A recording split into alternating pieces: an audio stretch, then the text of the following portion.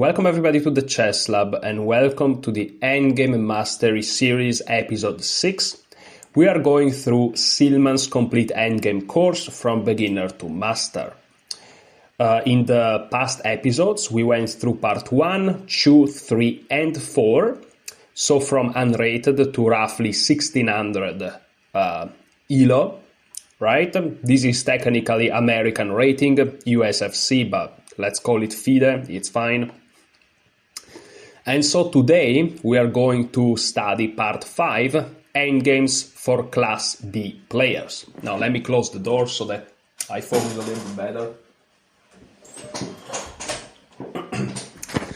Okay, so before starting, I have to tell you a couple of things. So first of all, in the past few days, I published a lot of videos, like 3-4 videos. But those videos I've recorded like 2 weeks ago or 1 week ago. Is that I never got to edit them and then publish them. And the reason is, sorry if this goes a little bit outside of the scope of this video, but you know, I like to have a little bit of a chit chat with you guys. You can always skip this part with the arrow or with your finger if you're on the phone. So you don't have to listen to me telling you these things, but you know, I like to update you on what's going on. So basically, at my job, I have 2 shifts. I have a morning shift and I have an afternoon shift. When I have the morning shift, I have the full afternoon free to do whatever I want to do. And I usually stay at home trading. And while I trade, which simply means I look at the chart waiting for my setups to happen, so I may actually do nothing for 1, 2, 3 days in a row, you know. What I do, parallel to that, in another tab, is I study chess. And so for me, when I have the morning shifts, it's very easy to record and edit and publish videos. It just comes very natural. However, when I have afternoon shifts, meaning I work in the afternoon, it's much harder. Because the morning, for some reasons, is much shorter. Because I go to the gym, and I have to wake up early because I need to eat, because I'm bulking up. But I need to eat some time before I train, because otherwise I throw up, you know. So, you know, when I have afternoon shifts, it's actually much harder for me to properly make a video or study chess seriously on a deep level. That's the first thing. The second thing is, I got sick. There is the flu here in Italy going around and everyone's sick. Like literally everyone I know is getting sick at some point. And I got sick myself. And, you know, I already got sick this year, but the first time I got sick, I even got a slight fever, but I could do anything, you know? I could do anything I wanted.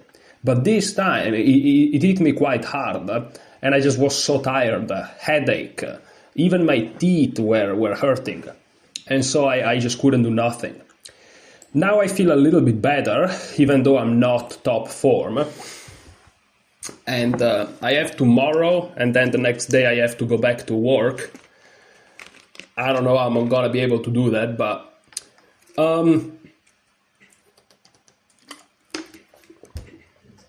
hopefully I'm gonna feel 100%, because it's not that now I feel bad, it's just not 100%, you know, and I feel that. But okay, we'll see. For the time being, let's just keep going. I don't know if I'm gonna do the usual 2 hours videos, because again, I feel amazing right now. The problem is I get tired very quickly, but like really, really tired very, very quickly. So maybe the video is just gonna be 30 minutes, or maybe it turns out that I'm completely recovered and we can go 2 hours, but I don't know. So let's actually do something here. Sorry, let's do this, and let's go here and let's put it back to what it was, which is green, if I'm not mistaken. Yeah, I think that I was studying green. Okay, just to keep the theme, Okay. So let's start with the introduction. and let's see what we're gonna learn today. Now, today I have a couple of tabs open. Today I'm not trading. I could, because this is technically like the afternoon time, because today is Saturday, but it was part of my plan to not trade this week, so I'm not gonna break the plan. It's very important when you have a plan in trading, you follow it. That's the most important thing. So I'm not gonna trade, but I have still another tab open, and this other tab is the World Cup. The FIDE World Cup is going on. We are in the quarterfinals, I think. And Arjun Erigaisi just won against Levon Aronian, so I think he passes the round. So I think Levon is disqualified. And then we have Sindarov against Svein, Donchenko against Lee, Sevian against Yi, Wei Yi. So, I'm sometimes I look up to just, it's live, to see the games. Okay, I appreciate, guys, your comments. You guys seems to enjoy this series quite a lot. You guys struggle to study endgames alone, and so you find it very useful that there is somebody, going through it with you. But the same thing I can say it myself. Like these videos, if you think about it, is a way of also, for me, not studying endgames alone. So, common struggles here. Okay, let's start with part 5. Introduction. After slogging through the seemingly endless expanse of part 4, you should suddenly possess more endgame knowledge than you might have thought possible. Now, as a B player, we are ready to finish up the basics and leave you lording it over the unscolded masses. The fact is, few other non-Russian B players will know what you know. They should have learned this information, but they didn't. I must admit that when I scaled the rating list and finally hit 1600, I ignorantly thought I knew all the endgames that I would ever need. The reality was that I only knew about 40% of the material that encompasses the first 5 parts of this book. Now that I have a lifetime of teaching experience, it's become clear to me that most players under 1800 know even less, as proved by their many unnecessary defeats, losses that often occur as soon as an endgame appears. Why throw away games in this fashion when the easy task of learning the material through part 5 will allow you to dominate others in your new B rating class in most endgame situations? Not only that, but if you have a goal of reaching class A or expert, knowing this material is an absolute must. And here I want to throw in my input, guys. This is just not about necessarily the rating you are at, because you may be much more advanced than this, or perhaps not. But like, for example, myself, I'm already a class A player because my FIDE rating is 1972. But I still find this tremendously useful. And in part 4, the previous part, I don't know if you saw the video already, but when it comes to the exercise portion, I actually made some mistakes.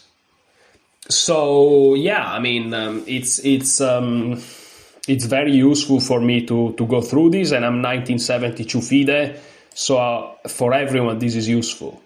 I think I haven't read the last part, sorry. Compared to the ocean of information in part 4, the lessons here will seem a walk in the park. In fact, most of part 5's lessons are merely tune-ups and add-ons to the endgame skills you have already assimilated. And this, guys, is extremely important. Is really extremely important to refine what you have learned already. So let's not underestimate this portion, and let's enjoy it. So let's go to the very beginning. Here we go. King and 2 healthy pawns versus lone king 1. At this point, you have a wealth of knowledge about king and pawn endgames. You know the importance of using your king, all forms of opposition, the square of the pawn, the strength of outside passed pawns, fox in the chicken cup, I don't know how to pronounce that, all aspects of king and pawn versus king situations, the drawish tendencies of rook pawns, the ins and outs of trebuchet, and quite a bit more. Hopefully you guys remember. I remember actually what these words means, despite, again, the videos are like, you probably watched the last episode yesterday or the other day, but for me it was like a week ago. But I remember what this means. It's now time to solidify your grasps on king and pawn basics. The following material will enable you to play most king and pawn endgames with some real skill, and set you up for the more detailed knowledge that's required of players in the A, expert and master categories. Okay, and it's crazy because when we started this course, it seems like we started so slow, but now we are already at Class B, and after Class B there is Class A, and the master levels are there. That's crazy. King and two healthy pawns versus lone king. We have already seen in part 4 that a king and two safe double pawns, non-rook pawns, win against a lone king. With that in mind, it's logical to assume that two non-double pawns should be even more decisive. Indeed, such situations are usually trivial wins, but there are two cases that might pose problems to the uninitiated. 1. Split pawns. 2. Connected pawns. When you are 2 pawns up, the only way your opponent will survive is if you blunder into a stalemate or if one of your pawns is lost. This lost pawn scenario usually occurs when the stronger side's king is far from the action, leaving the poor pawns to fend for themselves. Rule: 2 passed pawns on the same rank, but separated by one file, have the ability to defend themselves from attacks by the enemy king. When the king attacks one, push the other, and the attacked pawn suddenly becomes poison. In this position, the white king isn't participating, but he has nothing to worry about since connected pawns always defend themselves. So in this position here, as you can see, there are the 2 white pawns. We are moving up, so if we reach the rank where the white king is, we promote. But there is a black king that is much more active, so the black king can go king e4, as you can see from the example. But here we can just come closer with the king.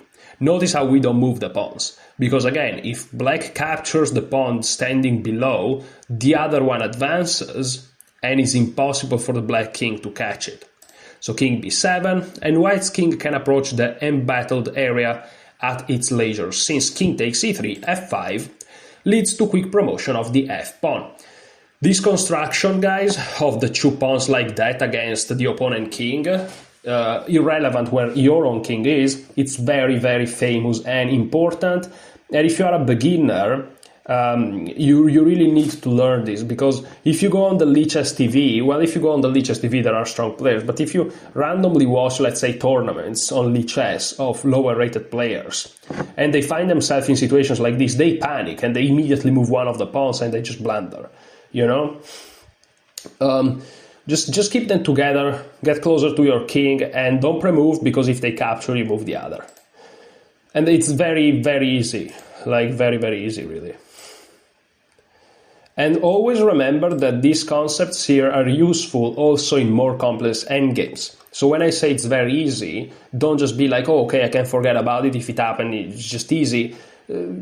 Keep it actively in your mind, because, again, there's going to be more complex examples, and the easy concept becomes more nuanced. Okay, king and 2 healthy pawns versus lone king, 2. In this position, so let's first observe it. There are 2 pawns, but they're not connected. They're separated by one square. Is it still fine? I don't know it myself, this one. I'm not sure. Let's see. In this position, white's king is once again light years away. True. And it looks like his pawns might be vulnerable. Also true. It looks like. Let's see if it's true. However, it turns out that the 2 disconnected pawns do a great job protecting themselves. So apparently this is winning for white. So king h5, for example, if king f5, there is h5. And as you can see, this is a very interesting construction where the king cannot approach back the pawn, because the two pawns cover the two squares.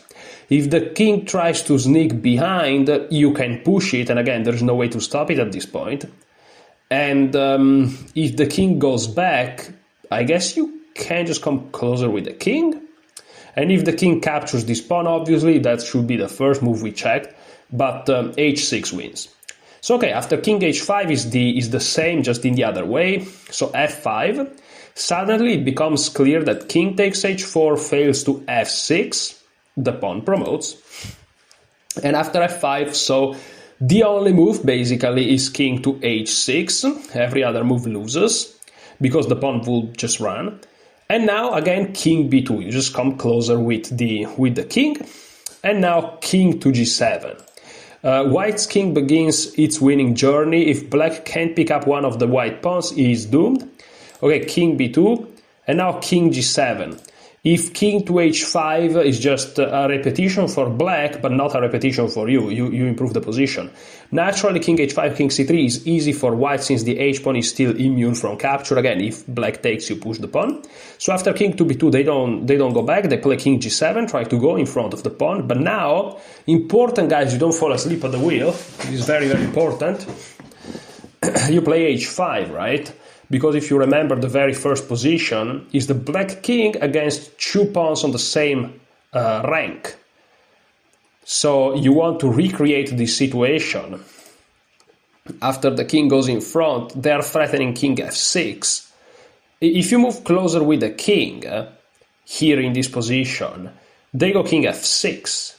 You push h5, but then king takes f5, h6, king g6. That would be a draw. So it's important you play h5. Now he explains. An important move. Bringing the king up by king c3 loses the f-pawn and allows a draw after king f6, followed by king takes f5. Okay, so h5, king f6, and now h6. And as you can see, you recreate this very nice construction. More punishment for black. Now king takes f5 loses to h7. After h6, the game might finish king f7, king c3, king g8, f6, again creating the same construction. In this case here, white could also win by king d4 because now the king is close enough. But of course you don't want to play these games, and then the king is going to go king f7, king e7, or king e7 immediately actually, and create the red carpet, as I like to call it. But okay, f6, after king h7, simply f7, and here the promotion is inevitable, because again, black can't approach. So, rule, two passed pawns on the 6th rank, but separated by one file, can force the creation of a new queen, even without help from their king. As you can see in this circumstance, f7 and the pawn promotes. The king can be anywhere, but it doesn't matter. So two pawns are very strong. We established that. Here I can come closer with the king. Here I create a situation. Here I push. Okay. It's very nice, but it's nice to know these concepts because, again, you may say, okay, but now that we learn them, it's quite easy. Yeah, but you need to understand that this is useful for your calculation. Because, allow me to go back for a second. Hopefully this is instructive for you guys. Like this position here, right, with black to move, this is a position that you may see in your eyes, in your mind's eye, right, from afar. Let's say that in this moment on the actual board in your game, there are pieces, pawns, all sort of stuff, but you see a way to simplify into a king and pawn. And after, let's say, 6 moves of complex calculation, you reach these positions in your mind, and you know that this is winning. You may still want to make sure to calculate it, but having studied these concepts, you don't exclude the position. Because if you have never seen this and you reach this position in your mind, you're like, nah, that's for sure a draw because black king can stop my pawns. But you have studied this, so you're like, no, there are certain situations where I can actually win. And you realize that this is winning, you go back to the actual board, you play the simplifications, you reach this position, and your opponent either resigns or eventually loses. So it's actually quite important to even know the very basic things. Okay. So king and 2 healthy pawns versus lone king 3. Black can force a draw since one of the pawns will fall. So this is very instructive because we're playing black, so white is now going down. It's very important to understand this. White is going down. And we can stop one of the pawns. Okay. This is very counterintuitive. It feels like the pawn being far apart. It's easier for white, but no. So king h5 and now e5. Logical.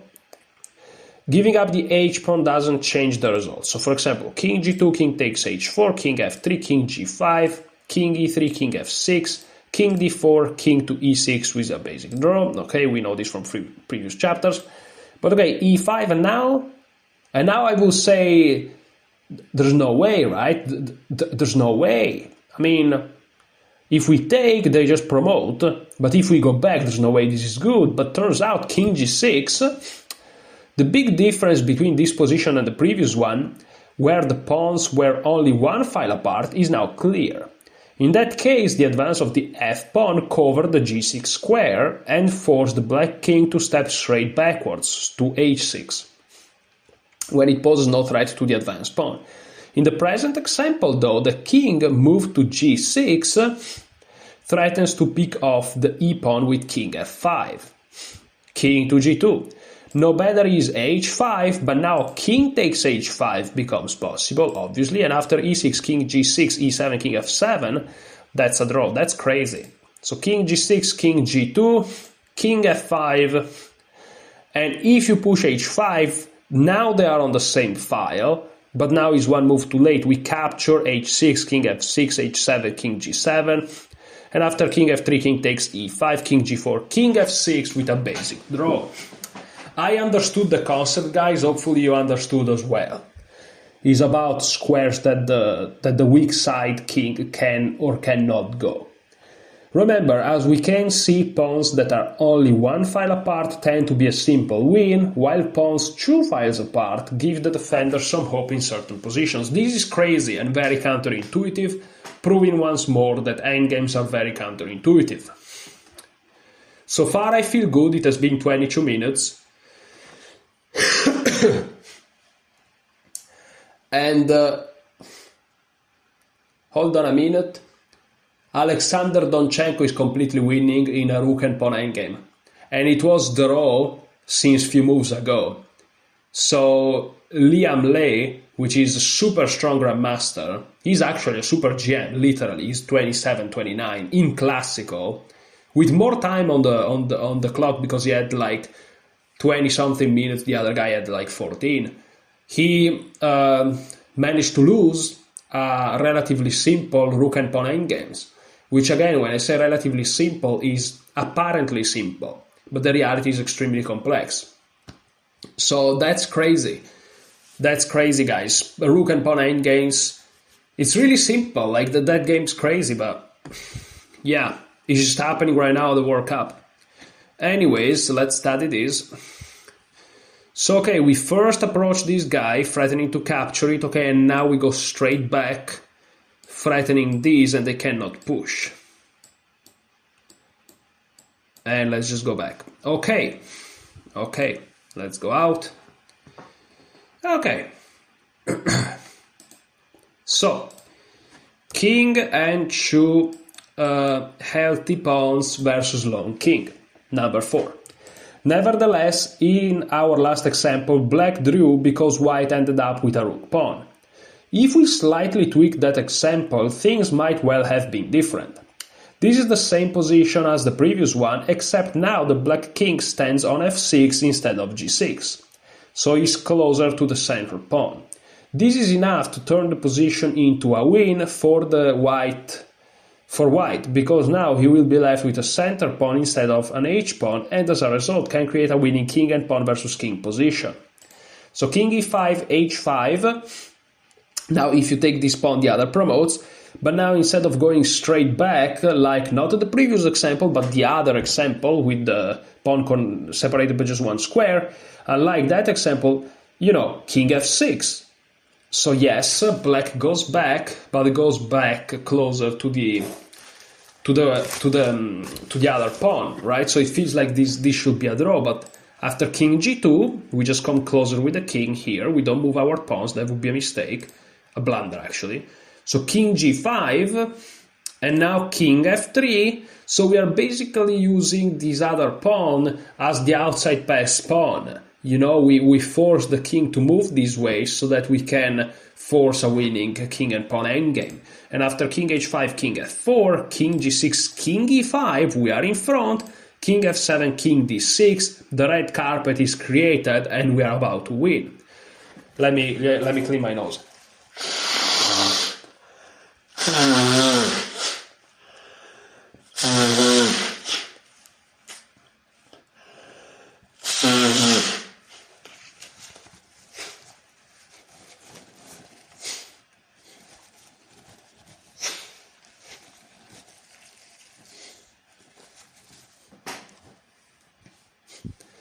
Yeah, it's very sad for the guys that are losing this round because like it's brutal.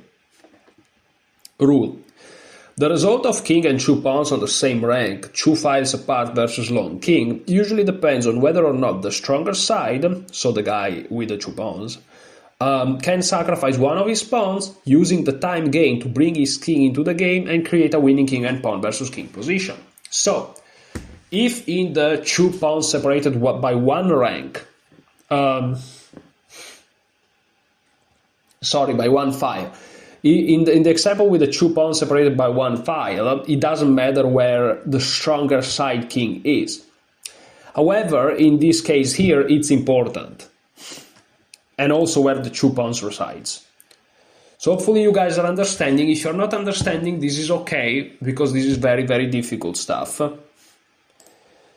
Just rewatch this or buy the course and repeat those lines a couple of times, because this is very important. And I myself am finding this as a novelty. You know, I didn't know these things.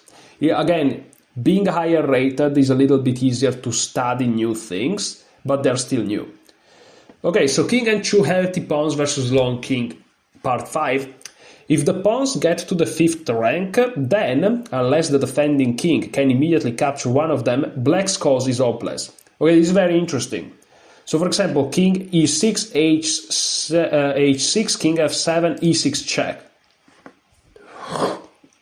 And one of the pawns will turn into a queen. Okay, so if you capture e6, h7, king f7, h8, if this was not 8, you could play king g8, but of course this is a queen.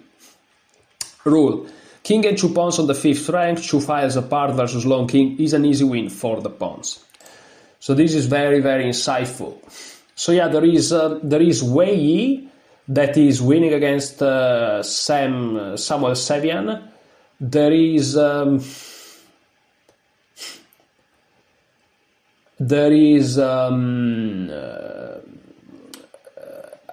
Alexander Donchenko that is winning against Liam Le, and instead Yakov Irsindarov is drawing with Fredrik Svane, but the problem is Yakov Irsindarov is already 1 point up, meaning if they draw, Yakov Irsindarov passes to the next round. So all games are going to be decisive, even if the Sindarov's Svein is a draw. The only way that game is not decisive, paradoxically, if it's Svein wins. In that case, the match is a draw and they go to the playoffs.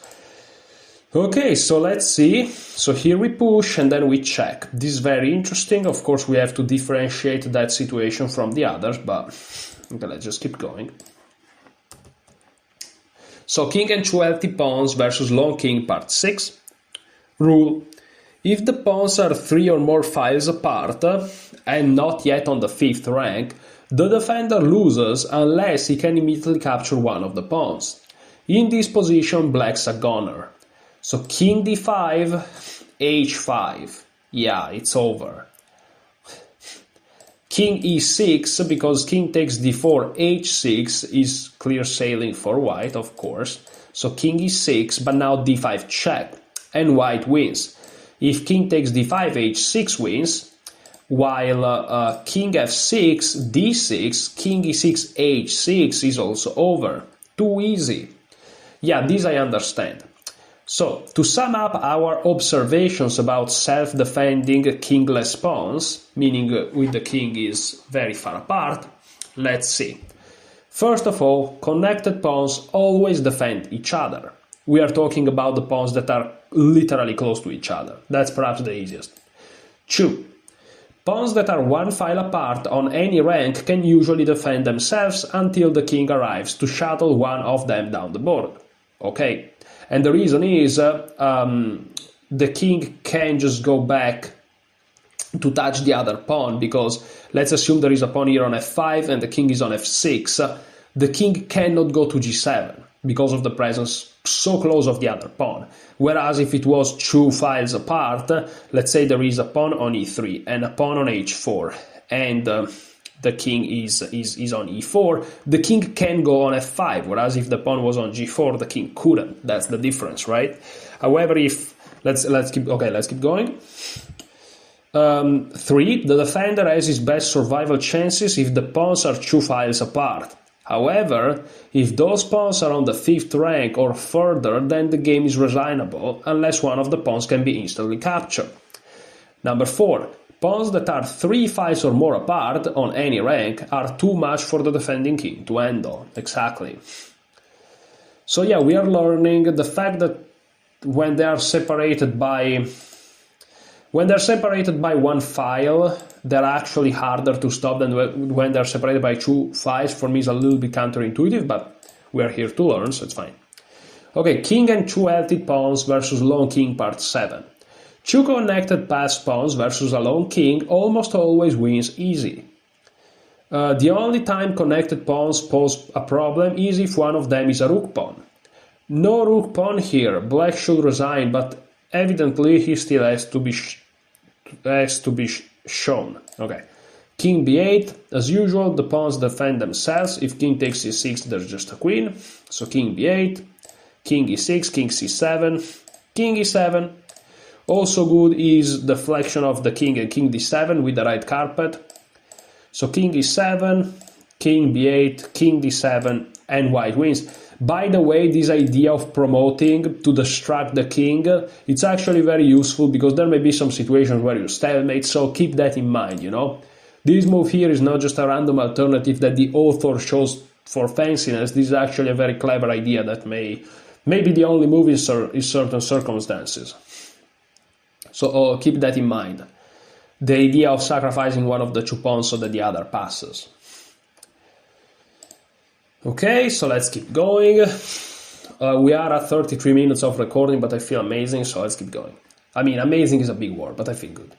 So, king h2 healthy pawns versus lone king, part 8. As mentioned before, the difficulty level goes way up if we make one of the pawns a rook pawn. In this position, white still wins. Let me turn on the light. In this position, white still wins, but now he must earn the point by showing a bit of skill. So it's important to know already that this is a winning position theoretically, it's just harder practically. But okay, let's see how it's done. So king b7, king d5, king a8, king c5. Of course, the first chance to go wrong was king c6, stalemate. Many players give king d6 a try here, but watch out for king b7, king d7, king a8, king c7, stalemate. Yeah. So we want to go from below here. And after king to b7, a8 equals queen check, as you can see. As you can see, the trick is again here. The key to this endgame and many other king and pawn endgames as well, by giving up the a pawn, white does 2 things. He hands most stalemating tricks, something that I mentioned in the previous position. He forces black to give white the opposition, which in this position will prove decisive. So king takes a8, king c6, taking the opposition and icing the win. King b8, b7, and this wins. Okay, so as you can see, sometimes promoting that pawn and sacrificing it even is the best way to go. So we go closer, now we go behind, and now we promote to a queen. And this is just winning. Okay, that's great. Okay, tactical bombs. Whoa. Okay, so let's see what's next. I'm just curious to see what's next. So king and two healthy pawns versus lone king part 9. Okay, and then there is tactical bombs, which are not exercises. It's something to just study. And then there is outflanking, which maybe is the concept of shouldering, but I'm not sure. Well, there is triangulation. I almost skipped that. Outflanking. Then there is rook and two connected pawns versus rook. That's going to be complicated. Then there is all hail the 7th rank. Okay, then there is minor piece endgames. Whoa, two bishops versus the lone king. Oh, so that's going to be the famous checkmate of the two bishops. Then there's bishop of opposite color. Then there is summing up, and then there is the test. I don't know if I'm going to be able to do all of these things in one go, but let's see. Maybe I'm actually going to pull off the 2-hour videos even today. Let's see. So, in the previous example, we had in effect this situation. If black follows the advice from earlier parts of this book and steps straight back with king b8, the game is a draw. However, if he plays king a8 or king c8, the game is lost because white gets the opposition and forces the black king away from the front of the pawn. In our example of 2 versus 1, the previous position, the move a8 equals queen forces black to make that losing move and enter a lost king and pawn versus king endgame. Okay, this is just a clarification of what happened in the previous line. Perfect. And now let's look at tactical bombs. Let's see. In king and pawn endgames, there are quite a few tactical breaks, some pretty cool, that one must be aware of. We'll only look at a couple basic examples here, but more complex tactical ideas are available in part 9, Tactics. Okay. Here, black feels pretty confident, since he has a passed a pawn and his one kingside pawn appears to stop white 2. However, this is shown to be an illusion. You guys, of course, can see the move. This is pretty simple, but remember that one pawn against 2 is usually good for the guy with one pawn, right? Because one pawn stops 2, but we can see that there are exceptions. This is one of them, g5. Turning his 2 versus 1 pawn majority into an unstoppable passed pawn. Of course, waiting around with king to b1, king c4, king a2, g5 will still do the trick, but then king d5 wins for black thanks to the good old chicken cup routine, meaning the black king is gonna be able to collect these 2 pawns, while the white king is stuck taking this pawn. g5 doesn't work anymore because black king can stop the pawn and have his own passed pawn, so you have to play this quick. So g5, f takes g5, f6, g4, f7, g3, f8 equals queen, g2, and here you can do many things. The first thing that I'm noticing is queen g8 that picks up the pawn, but of course you can also do it with queen f3 check. And now both queen g8 and queen f3 check, followed by queen takes g2, and the game is in white's favor. Chessable. Another queen moves which frees the g-pawn in his track. Yeah, of course here you can also play like queen f2 and it's fine. You can also play queen g7 and it's fine. You can also play, I guess, queen c5 for some reasons to be fancy. You can also play queen b8 followed by queen h2. Like, you can do whatever you want to do, but my advice would be to be efficient.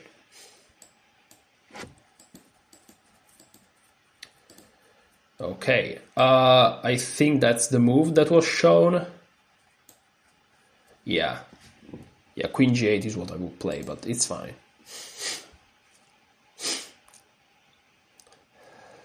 Okay, tactical bombs part 2. This is a very famous one. So, white is a pawn up and should win the game by using our favorite chicken coop technique, running over to the queen side and feasting on black's pawns while the enemy king deals with the g-pawn. And now king to g5, this is a blunder. White follows the chicken coop plan, certain of victory. He is hoping for king g7, king f5, a3, that's blunderous, b takes, c3, king g8, king e5, when black's queenside pawns are toast. Sadly, he's in a painful surprise. Other losing moves for white are a3, where c3 wins, and c3 where a3 wins. After king g5 there is b3. A very important tactical motif that will save you grief if you avoid it and bring you points if you make use of it.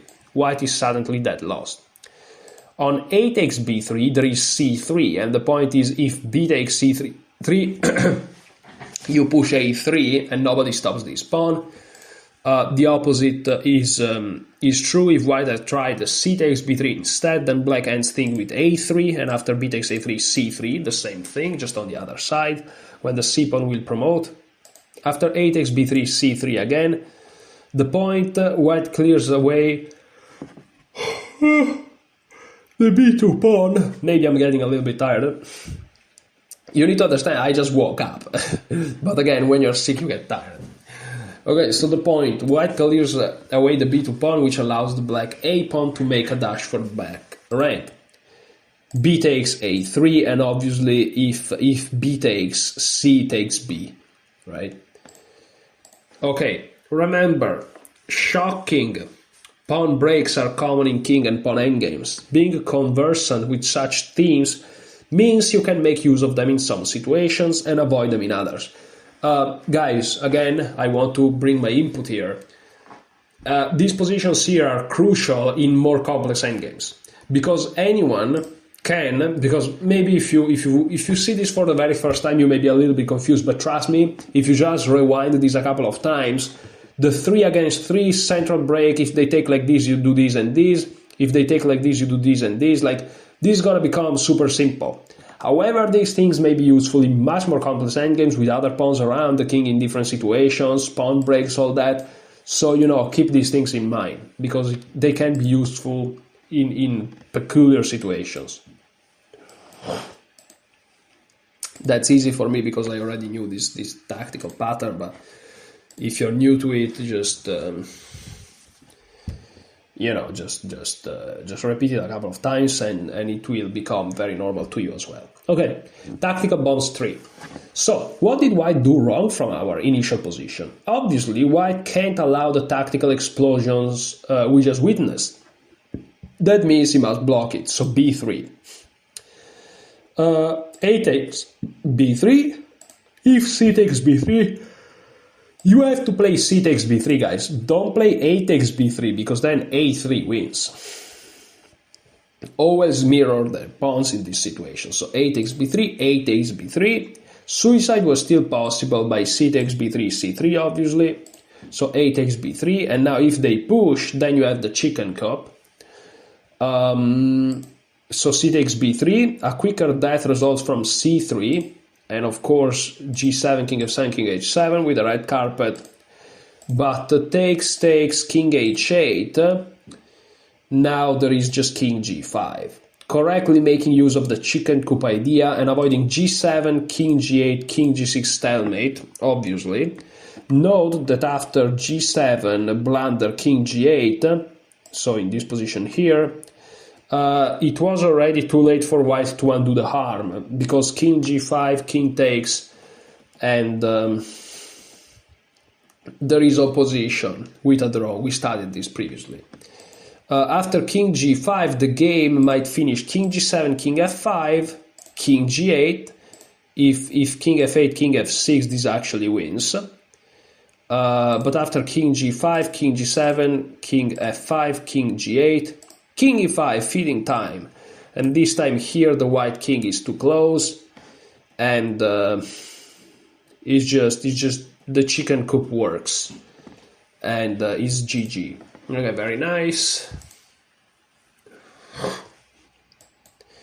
So always mirror in these situations, and here we just go and grab it. Okay. I mean, it's relatively simple, it's not the easiest thing in the world though. Okay, triangulation, this is an advanced concept, and this is so useful in so many situations, but yeah, be careful with this concept. Okay, triangulation 1, let's go. So, triangulation is a seemingly complicated term that makes a chess player seem intellectually superior to everyone else when he says, I won because I triangulated my king, gained the opposition, and ultimately left my opponent in zugzwang. Very impressive indeed.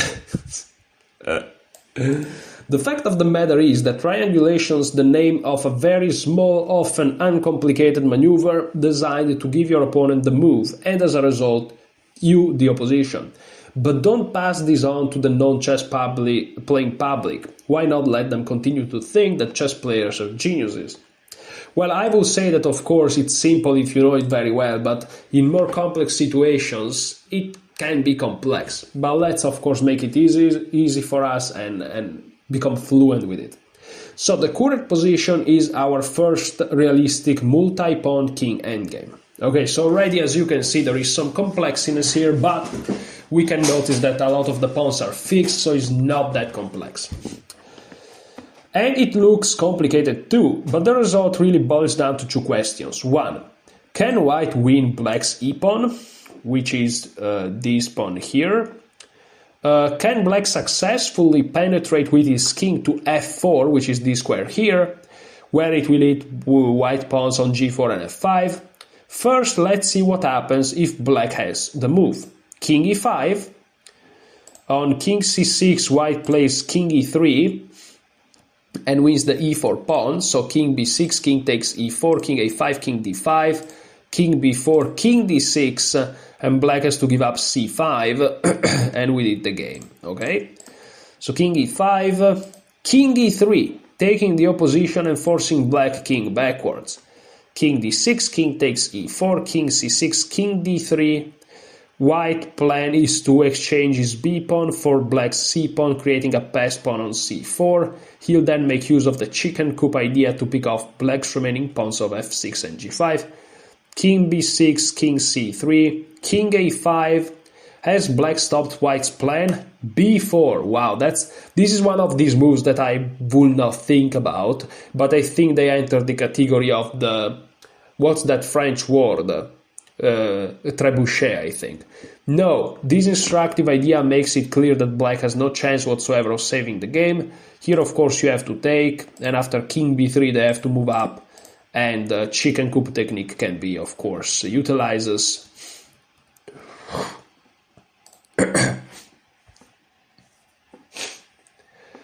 This is a very instructive endgame.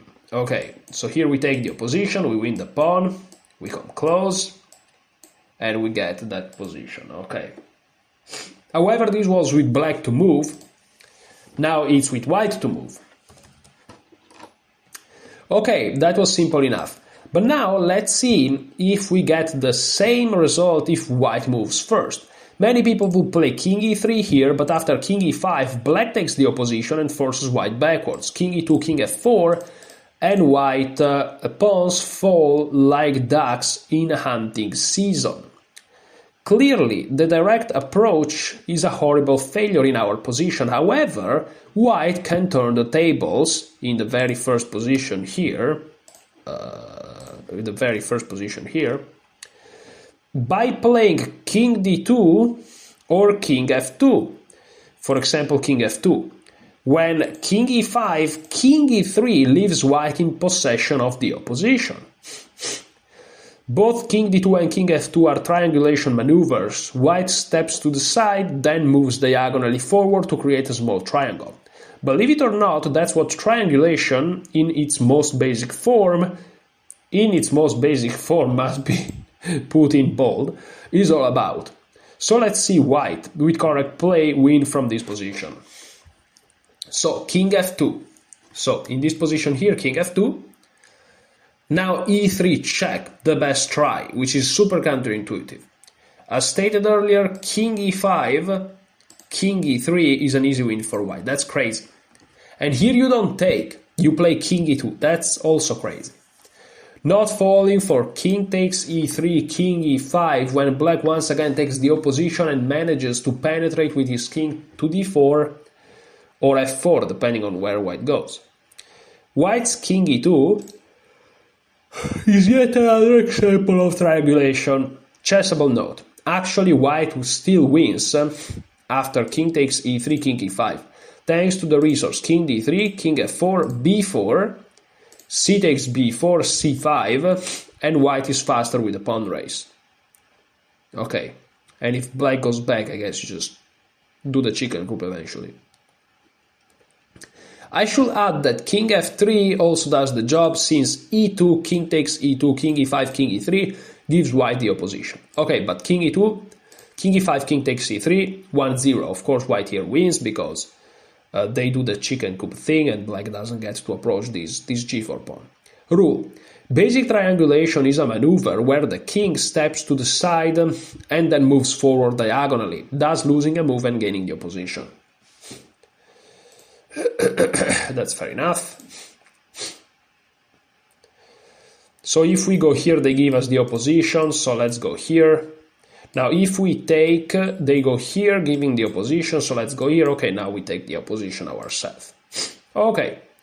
Yeah, I mean, this basic example is basic, but there are more complex situations, of course.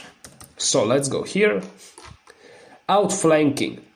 Outflanking is a simple but useful tool to know.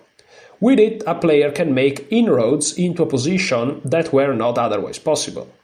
Admittedly, this often costs the opposition, but it must be remembered that the opposition is only a means to an end, not the end itself. Rule. Outflanking is a maneuver where the stronger side's king moves to the side, placing a file between the kings, sometimes even giving the opponent the opposition while doing so. This allows the outflanking king to march forward toward the target without allowing the enemy monarch to step in front of it and take direct opposition. Believe it or not, a close study of this position and its correct handling will teach the student the finer points of opposition, outflanking, and triangulation. White to play as the opposition. Sorry guys, I have to clean my nose.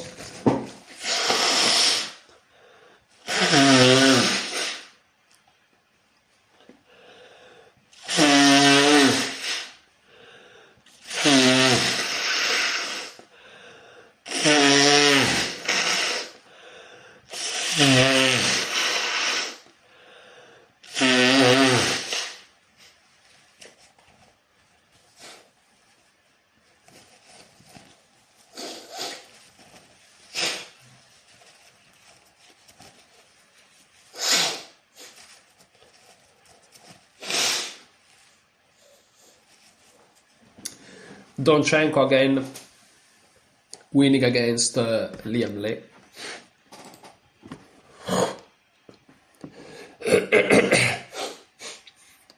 I don't remember what happened in Shankland's Dubov though. Do they still exist? I think so. Okay. Okay, so in this position here, white to play as the opposition,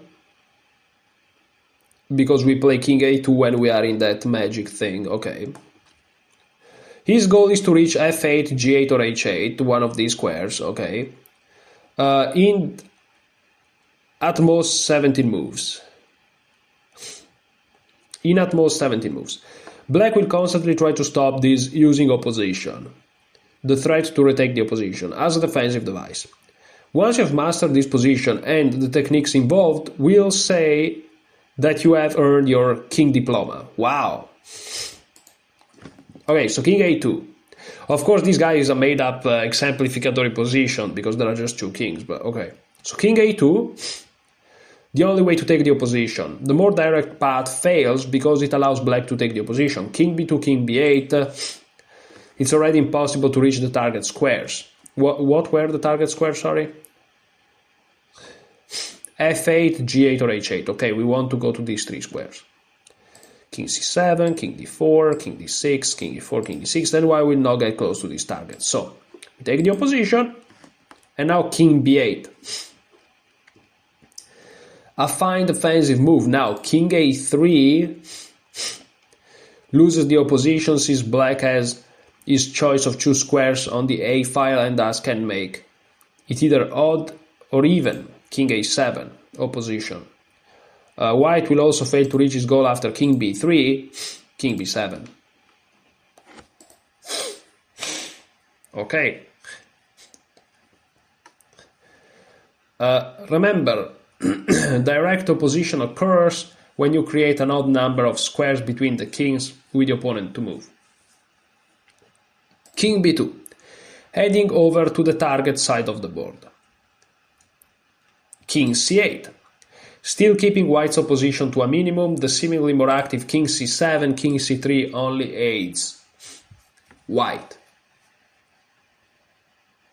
Okay, so king c8, king c2, still heading for the king side.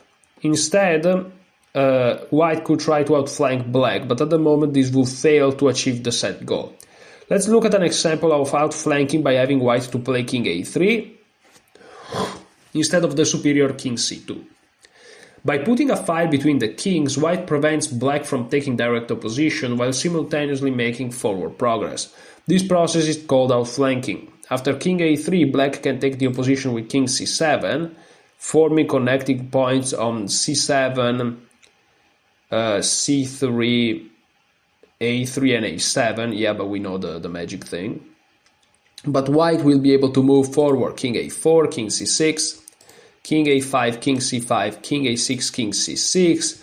White has managed to make inroads into black's position, but he will never be able to get over to the king side. Okay. If you are not understanding well, me neither. Me neither, guys. So let's wait and see the end.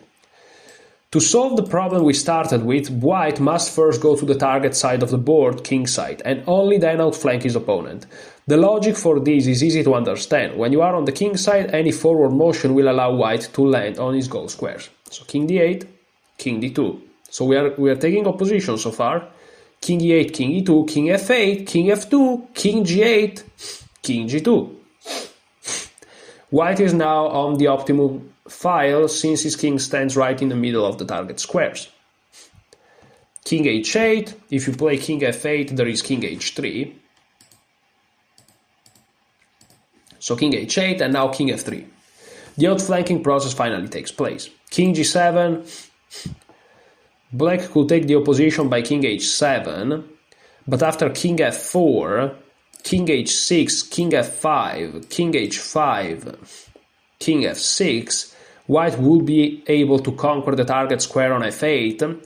This idea of giving up the opposition for a higher price is a major part of outflanking. Okay, so king g7, king g3. Satisfied that he has advanced one rank, white retakes the opposition. Blunders would be king f4, king f6, and king g4, king g6. In both cases, white will never reach his goal. Okay, that I would have played, I understand. Now king f7, on king h7, king f4 again. And now king h4. Another outflanking maneuver. White once again offers black the opposition. King to g6, and black once again refuses to take it. After king f6, king h5, king f5, black will clearly have the opposition, but white will dance forward with king h6 and claim h8 for himself, of course. So king g6, king g4, once more grabbing the opposition, and now king h6. On king f7, king f5, with the outflanking thing, but king h6, and now let's go fast. King f5, my computer had a little bit of an aneurysm. King g7, king g5, king f7, king h6, the outflanking, king g6, and now no matter where you go, you will take one of the squares. And white cannot be prevented from achieving his goal by 17 king h8. Please study the information on the opposition and outflanking carefully. Don't let the scientific names or the strange circles around f8, g8 and h8 scare you away from learning something that is both easy to understand and highly useful. I should add that the position before king a2 is a fun one to show friends. They will not be able to solve it and will be amazed when you demonstrate how one king can actually be stronger than the other just by understanding the basics of the opposition and outflanking. Okay, I like how International Master Silman is incentivizing gambling, because you're basically gonna bet your friends that they can solve it for money, obviously. Okay, rook and two connected pawns versus rook 1. Okay, so outflanking just gave one simple... Okay, they just give us one informational. Okay, so we have Rook and 2 connected pawns versus the rook. Then we have the 7th rank. Then we have the 2 bishops, the bishop of the opposite color, and then that's it. Okay, maybe we are gonna be able to do it. 1 hour mark right now. I think I may be able to do it, but let's go. Depends how heavy this theoretical section is. Okay, so rook and 2 connected pawns versus rook 1. Ready to take another step in deepening your understanding of rook endgame's basics? Here we'll look at how one goes about winning with a rook and 2 connected passed pawns versus a lone rook. We'll settle for this one position because, though it sounds easy, it's actually quite a pain to win. And by the way, Sindarov draws, so Sindarov passes. Sindarov passes. Sindarov passes to the semifinals. Wow, Sindarov was strong. Okay, so ready to take another step? Okay, so this is a very complex position. You know what? We are at the 1 hour mark. I'm gonna take a break. For you guys, it's gonna be like a second. If you guys want to take a break right now as well, it's a good time to do it because this is gonna take a lot of brain power and energy. I'm gonna take a break. I'm gonna interrupt the video. I'm then gonna make one single video. So for you, it's gonna be a second. For me, it's gonna be like 1 hour. I'm gonna eat. I'm gonna take care of myself and all these things. Then I'm gonna come back. And we're gonna start from here, and this is gonna be quite heavy. This is gonna be quite heavy, but it's gonna be amazing. It's gonna pay off. So thank you guys for watching. What am I saying? I'm just gonna come back in a second. So see you in a moment. Okay, guys, welcome back to this video. Of course, we are going through rook and 2 connected pawns versus rook number 1. Okay. So this is going to be quite heavy. Let's have fun. So rook and 2 connected pawns versus rook. A rook endgame where one side is up 2 connected passed pawns usually, as you might imagine, has a clear win. Surprisingly, it can be quite time consuming and success is often dependent on you knowing the key ideas and on you avoiding the many stalemate tricks that are lurking in the shadows. But this also means that we are learning this also from the black side or the weak side. This endgame occurs quite a lot, and therefore the ideas involved in herding your pawns safely down the board must be mastered. A word of warning, you'll find this to be the most complicated situation in the book thus far, so look over the information slowly and don't get frustrated. It will take you a bit of time before you fully master it. And I guess that's the good thing about making these videos, which is it's easier for me and you guys to go through this, because when I make videos I tend to not get frustrated, and when you guys watch the video, of course, you have me first, so it's not as tough, perhaps. Okay, so connected rook pawns and knight pawns is the hardest case. So it will be rook pawn, meaning the pawn on H or A, and knight pawn on G or B. So you have no problem icing connected central pawns. So if you learn to handle these, okay. Rule. The trick to making life easy in such positions is to advance your pawns together. So your king has shelter.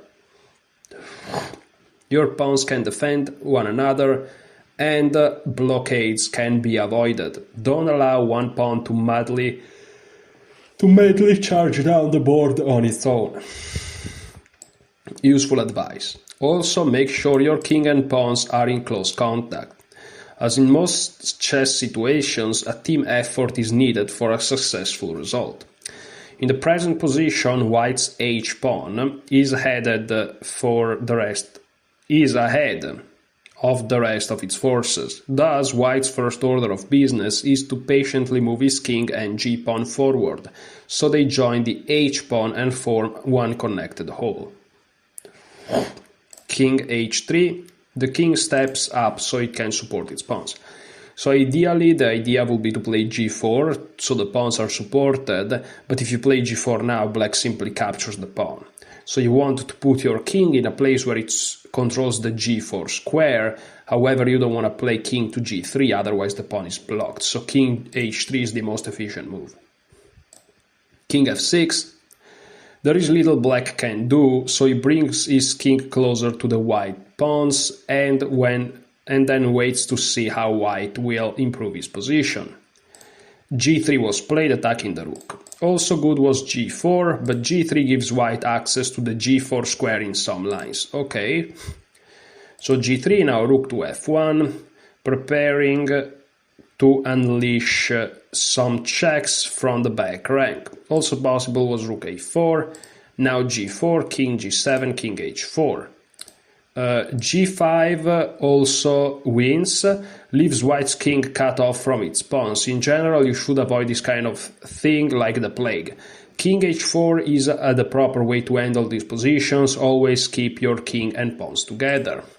After king h4, let's say king to h6, now you check, they go back, h6, with the idea king h5, g5, rook b4, if rook a1, king h5, rook h1 check, king to g5, with the idea rook d7, king g6 and g5. But going back after rook to b4, there simply is king h5, rook b5, g5, with the same kind of play as what occurred in the game. But okay, rook f1, king g4 now, threatening check and then advancing the king, preparing to push the black king back. Rook to f2, more active ideas don't change anything. Rook a1, for example, check, king g7, king g5, rook a5, king h4, and now rook a4, you can play g4, obviously. So rook f2, king d6 check, forcing black to relinquish control of the g5 square, and now king to e7. If you go back, there's just king g5, and on king e5, there's rook a6, puts black's king on the side instead of in front of white's pawn. So king e7, and now rook a6. Remember, in rook endings, it is always a good idea to put your rook as far away from the enemy king as possible. This is called the checking distance. After rook a6, the process of slowly shuffling the pawns up the board continues until they reach the 6th rank. We'll consider the position after king h8 in the next trainable. So rook b2, now king to h4, preparing to push the g-pawn, king f7. Note that white can use his pawns to shield his king from checks, for example rook b4, g4 or rook h2, king g5. Remember, make sure that your pawns can shield your king from checks, of course. So we have king to f7, g4, following our rule that the pawns must stay close together, king g7, and now h6 check. As usual, white leads with his rook pawn. g5 would allow rook b4 when white's king is without a good hiding place. An excellent alternative to h6 would be rook a7 check, when king h6 is a blunder because of g5 mate, and after king f6, g5, king f5, on king e6, h6 of course, and here king f7, rook f7 check, king e6, rook f6, king e7, h6. Black can resign since his king is cut off from the battlefield on the king side. After rook h2, there is king g4, rook g2, king h5, followed by king g6. After instead rook h7 check, black will do best to play king h8 with a likely transposition to our mainline analysis. Okay, even if you guys didn't get all the moves precisely, it's fine. The concept is what matters. So h6, the king goes here, king h5, so if they check here, you go here, and then you have king rook h7, king g6. And if they check here, you just push the pawn. So rook b5, what's that? Hopefully you are becoming familiar with the pattern of allowing the g-pawn to guard the king against checks in this position. The pawn guards against checks along the rank in case of rook h2, king g5, of course. So rook h2, king h5, okay, from white, rook b5, blocks, rook c5 now, preventing white from advancing the pawn to g6 but allowing rook a7 check. Keeping the pawn pin is the best chance. Worse is rook b7 that allows g6, king h8, rook a8 check. That's actually checkmate after rook b8, rook takes b8. So rook c5, rook a7 check, king h8. Black sticks his king in the corner and set up possible stalemates. One of the best examples of such stalemate can occur after king g8, h7, king h8, king h6, rook c6 check, g6, rook takes g6, and after you capture the rook, this is stalemate. An important idea to be aware of. After king to g8, white should play rook g7, king h8, but not king f8, otherwise king g6, rook c6, king h7 is easy for white. Since black's king is now deprived of access to g8 and h8, in general the defender needs to keep his king in front of the enemy pawns. Allowing the stronger side's king to get in front of its own pawn is a recipe for disaster. But okay, after rook h8, we have rook e7, transposing back into our mainline analysis, but now king g6, that will allow stalemate. Okay, so that was very nice. Let's see if I'm able to recreate it. So we want to play g4, but we need to play king h3 first.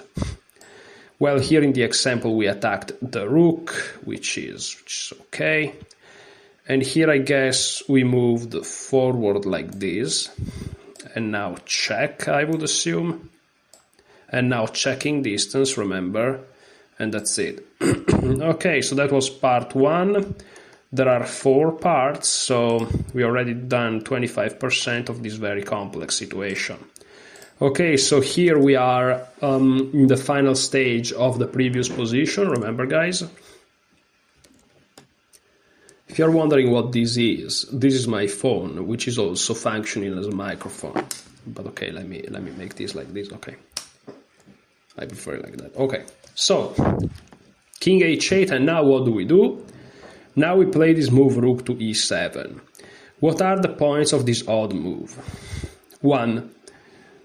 And by the way, this position here for white is very difficult. I wouldn't know what to do exactly. But okay, rook e7 is shown by the book. What are the points of this odd move? 1. First, white would like to bring his king to f7 here. When enemy checks along the 7th rank would be blocked. Okay. Sometimes white's king will march to f6 here, when a black check along the 6th rank can be met by rook e6. Okay, that's very nice. Number 3, once white's g-pawn gets to g6, a bankrupt mate will be threatened. To stop this, black will have to pull his rook to his 1st rank. White then wins by marching his king to f7 or d7 and trading rooks by rook e8.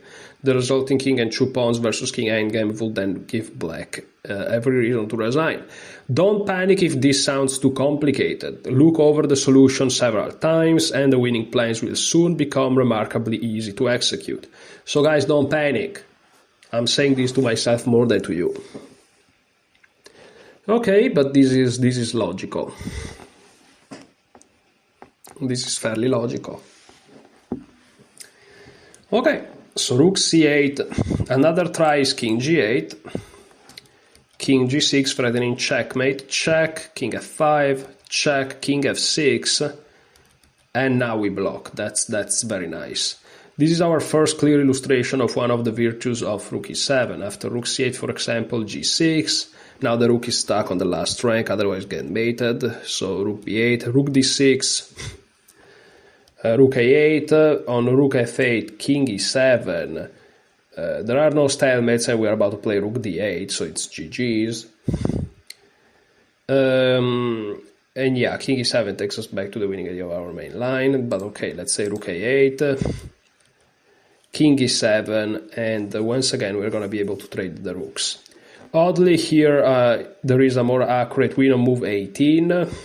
So after, instead of rook d6, there is h7 check, king h8 and king g5. Whoa. When king h6 will follow with a quick mate.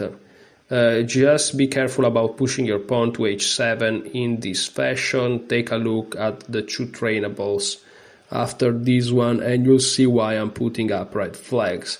Well, because there are some stalemates ideas, I guess.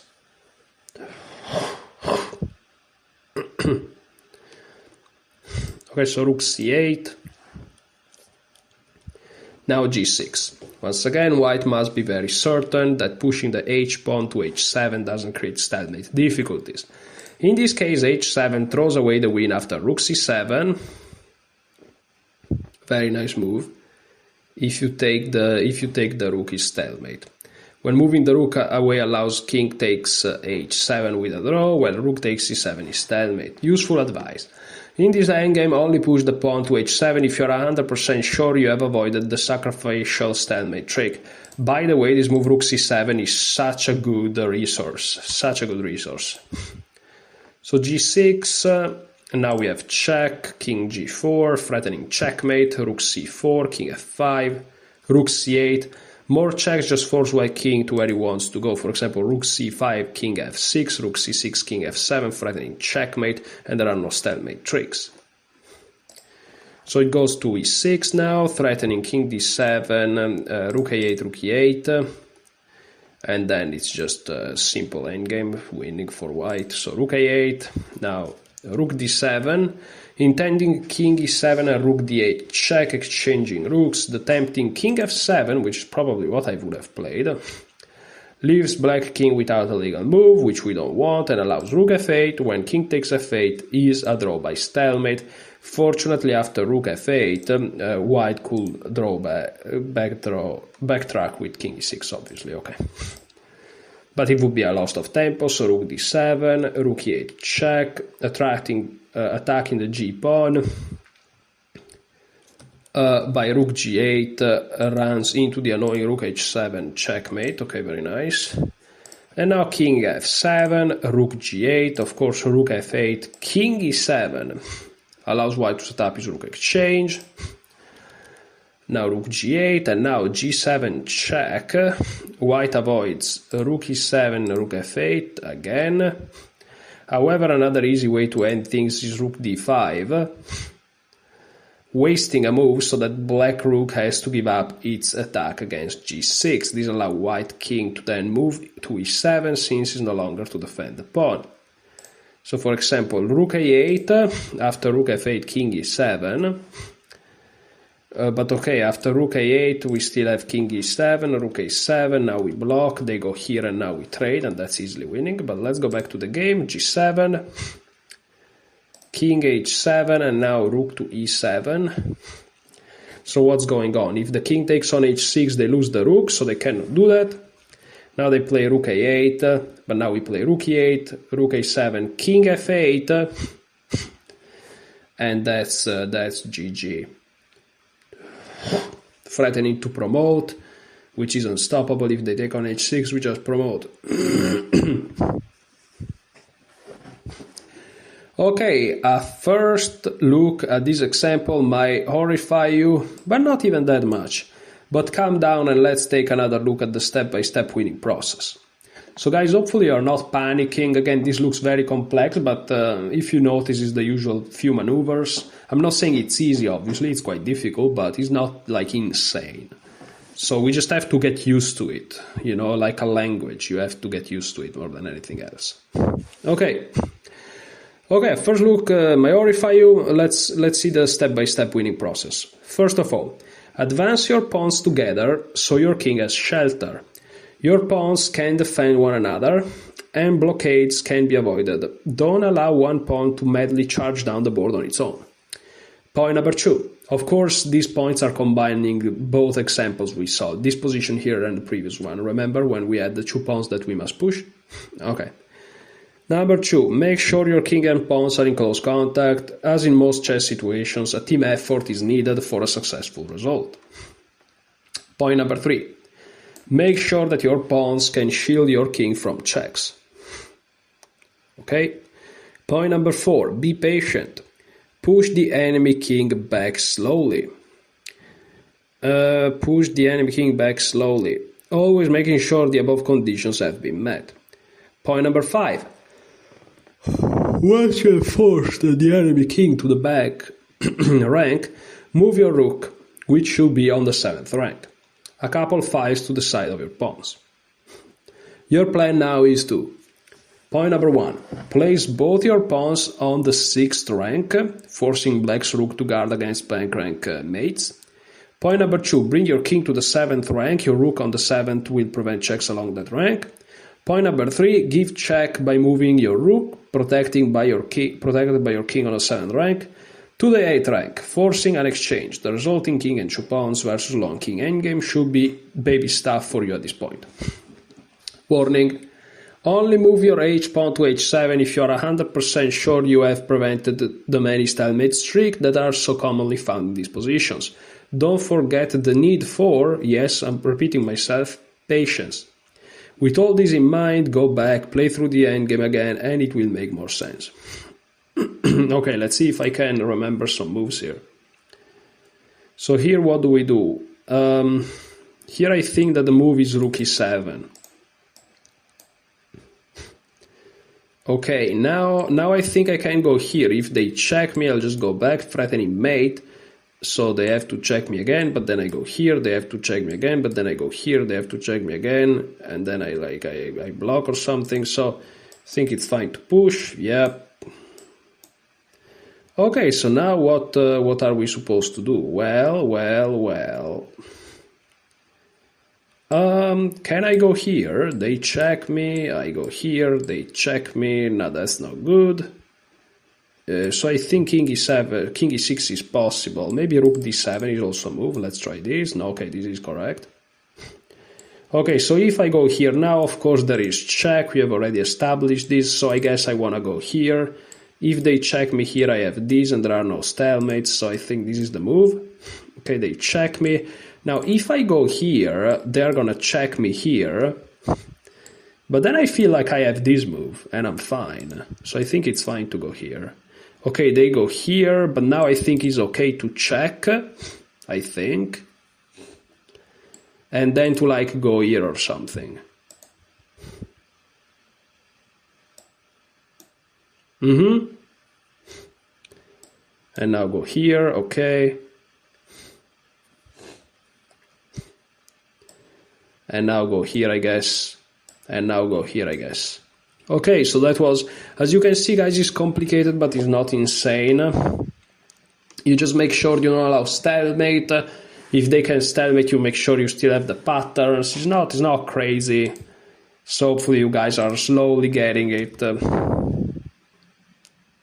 Okay, so rook and 2 connected versus 2 and 2 connected versus... I guess the title should be rook and 2 connected pawns versus rook 3. Rule: king, rook, knight, pawn, and rook pawn on the same side of the board versus king and rook give the defender some stalemate tricks, thanks to the rook pawn's eternal pain in the ass factor. Here black can't stop white from playing king g5 and king h6 when it's all over. Rook b6. Note that this tricky move, hoping for rook takes b6 stalemates, fails to g7, giving black some freedom so white can safely capture the rook. And here rook takes b6 is funny because here you can also promote to a queen. They capture and then you win the rook endgame, so that's pretty funny. Okay, so that's very nice. And notice how even in this example there is the concept of like giving up a pawn. You give up this pawn here, you can even give up both. And you avoid a stalemate. So giving up pawns for winning is always a theme. Now we are playing black, so it means that white is going down, right? White is trying to promote where we are here with our pieces. This is rook and 2 connected pawns versus rook number 4, and black probably is able to draw. In this position, black's king has no legal moves, as the previous one. However, due to white's rook being on the 7th rank instead of the 6th, where it stopped 6th rank checks, black can force a draw by sacrificially throwing his rook into the volcano. Okay, as usual, Silman is wild. I want to believe that some of these comments are Banzea's comment, but something tells me that Silman may be as crazy as him. So rook b6 check, white to move would have won by rook d6, followed by king g5 and king h6, okay. But now rook b6 check, and here king f5. On king g5, there's rook takes g6, and after king takes g6 is stalemate, okay. And now rook f6 check. Take my rook. But no, we go to g5. If you don't go to g5 though, I'm just going to take your pawn. So king g5, but now rook takes g6. Take it. And now I take it and it's stalemate. So as you can see, we have these kind of tricks, and they lead to Rome. They all lead to Rome. So here it says all higher the 7th rank. Okay, there are some jokes I want to make, but these are the kind of jokes that genuinely makes your channel get deleted. So let's just keep going. World War II jokes, of course, but let's just keep going. Everyone has heard that rooks belong on the 7th rank. However, can you explain why a rook isn't equally delighted to be on the 6th rank or even the 8th? The appeal of the 7th rank is twofold. And by the way, guys, I want to bring my input here. Be very careful because this is super important. Like, this is super important stuff. So, the appeal of the 7th rank is twofold. Usually the enemy has many pawns on his 2nd rank, so placing a rook on the 7th targets them for extermination. So if you think about the beginning position, on your 2nd rank, which is the 2nd rank if you're playing white, and on their 2nd rank, which will be the 7th rank if they're black, there are all the pawns, right? So in the end, statistically speaking, like there are more pawns there, or at least the base of the chains, right? So it's a good place to put your rooks. That's in general. Number 2, the defender's king is often on his 1st rank, because that's where your king starts and stays for most part of the game. A rook on the 7th freezes the king, preventing it from becoming active, and in some instances setting up possible bank rank mating threats. So as we discussed, guys, the good thing about the rook on the 7th or on the 2nd, if you're playing black, is that most of your opponent's pawns, or at least the most important, are statistically there, and also the king is on the 1st rank or the 8th, and so is stuck. Usually these are the main reasons. So this position shows us the domination that a simple rook jump on the 7th bestows. Black's rook is doomed to stay on a8, so it can defend a7. As you can see, the black rook is forced to stay here, while black's king can't leave the safety of f8 or g7 for fear of hanging f7. Though black is a pawn ahead, black is a pawn, he's completely lost. So let's look at some moves, shall we? So king f8. Naturally f5, I don't know why you would play this, but I guess try to create the best pawn is the idea, but here you just take en passant. So king f8, there is rook b7, defends the rook and puts it in a place where your black rook is really forced to stay here. Now king e8 and now king to c3. White avoids king d3, rook d8, king e4, rook d7, king e5, king d8. The text, king c3, places black in Zugzwang. Any moves he makes worsen his position. Okay guys, I want to explain this line a little bit. So check and check is made so that black rook defends this pawn, but in a more active placement. Even the king, as you can see, can move forward. And now king e5 is played. If you play rook takes, king takes, there's to gain nothing. And after king e5, if the black rook takes, after pawn takes, there is unstoppable promotion. However, after king to d8, if black takes, now can stop the pawn, and we'll have a 3 against 2. It's not clear here because after rook takes king to f6, well, I guess you can play king e8 and you defend, and on king to g7, king to e7, and you are in trouble, So, and after king g8, I guess you have f5, and you win. So you have to be careful, but king c3, and black doesn't really know what to do, because if black goes to d8, they lose f7 and the game because you garble everything. But if they go back, then you can go to d3, because after the check and king to e4, they don't have rook d7. So king f8, king d3 now, rook d8. Seeing that king e8, king e4 gives him no chance at all unless white falls for king f8, king e5, rook e8, king f6, that will lead to checkmate. Black makes a beat for counterplay. Okay, rook d8, king e4, rook e8. More challenging is rook d4, which is what I saw initially, but white still wins. So king e5, rook takes, and the problem is that this pawn is really close, probably. Rook takes h4. On rook b4, rook b7, rook takes b5, a7, rook a5, rook b8, a8, and is GG. But okay, rook takes h4, now we have rook d7. Far stronger than rook b7, rook a4, followed by h4, which gives counterplay. But we have rook d7 now, and after rook a4, a7, king g7. If you play h4, what's going on? I'm not sure. King g7, king to d5. Though 2 pawns down, 2 things guarantee white's victory. One, his king is going to play a major part in the action compared to black's, which is sitting on the sidelines. It's nice to be a king ahead. White's passed pawn, point number 2. White's passed pawns are most advanced than black's. For example, h4, king c6, h3, king takes b6, h2, rook to d1. So yeah, the white king takes care of the pawn and the white rook stops the pawn. That's probably what happened even if h4 previously. So rook d7 is much stronger, and okay, that was the line. Okay, let's go back to the game. After king e4, rook d4 is the most challenging, but rook e8, king d5, rook e7, and now king to d6. Again, if the black rook captures the white rook, it's easy win. So rook e6 check is attempted.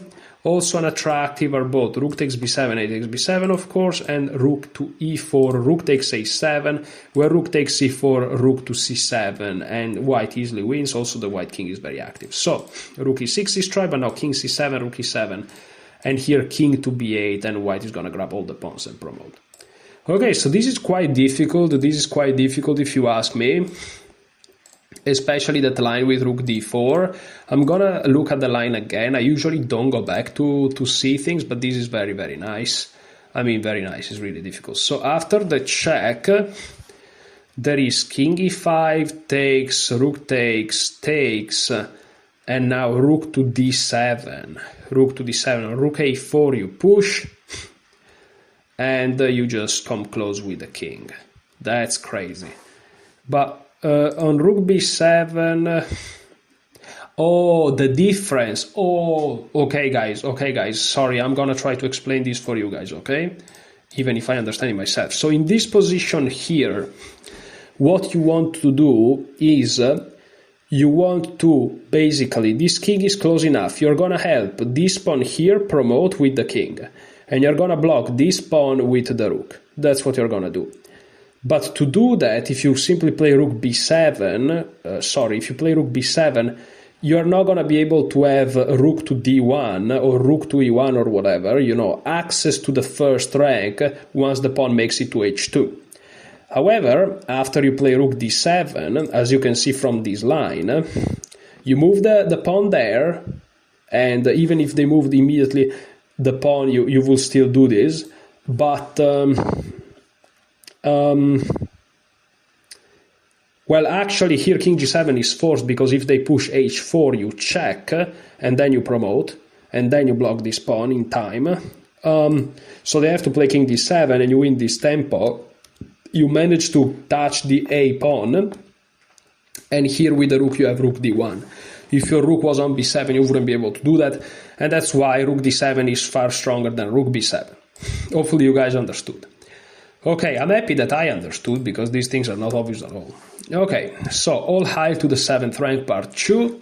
Let's look at this position. As you can see, here is a little bit different, guys. Remember why you want to go to d7 usually is because there are most pawns on the 7th and the king is on the 8th. However, here the king is on the 7th and most pawns are on the 6th.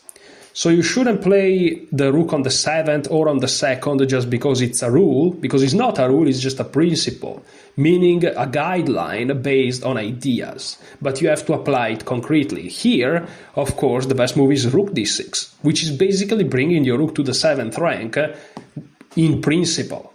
It's the 6th, but the concept is the same, right? You are attacking the most amount of pawns and you're blocking the enemy king.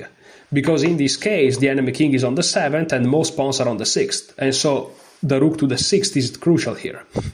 Instead, rook d7 check would be a mistake, since it neither attacks the enemy pawns nor traps the enemy king. After king to e6, you are just helping black tremendously here. Black's king is free to roam. Black is actually the one pushing, I think, here.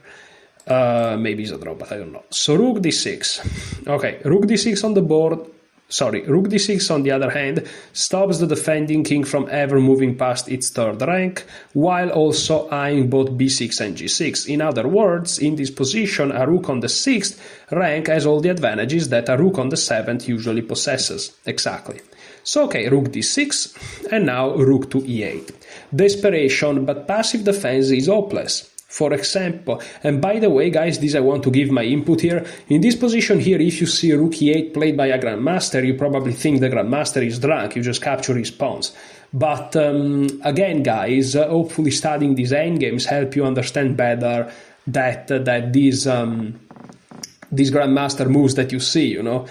Because let's look at what happened if passive defense. So if the rook stays defending the pawn, which is what everyone would do, at least on the beginner level, now simply king c4 and you just move forward. So rook b8, king d5 with king c6 to follow. And once the king gets to c6, you can play rook d7, rook b7, or even king c7. Quite frankly, the rook has to move and then you grab all the pawns.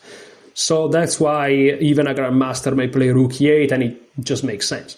Another stab at active counterplay is king e7. Black is trying to swing his king over to the queen side where it will defend b6.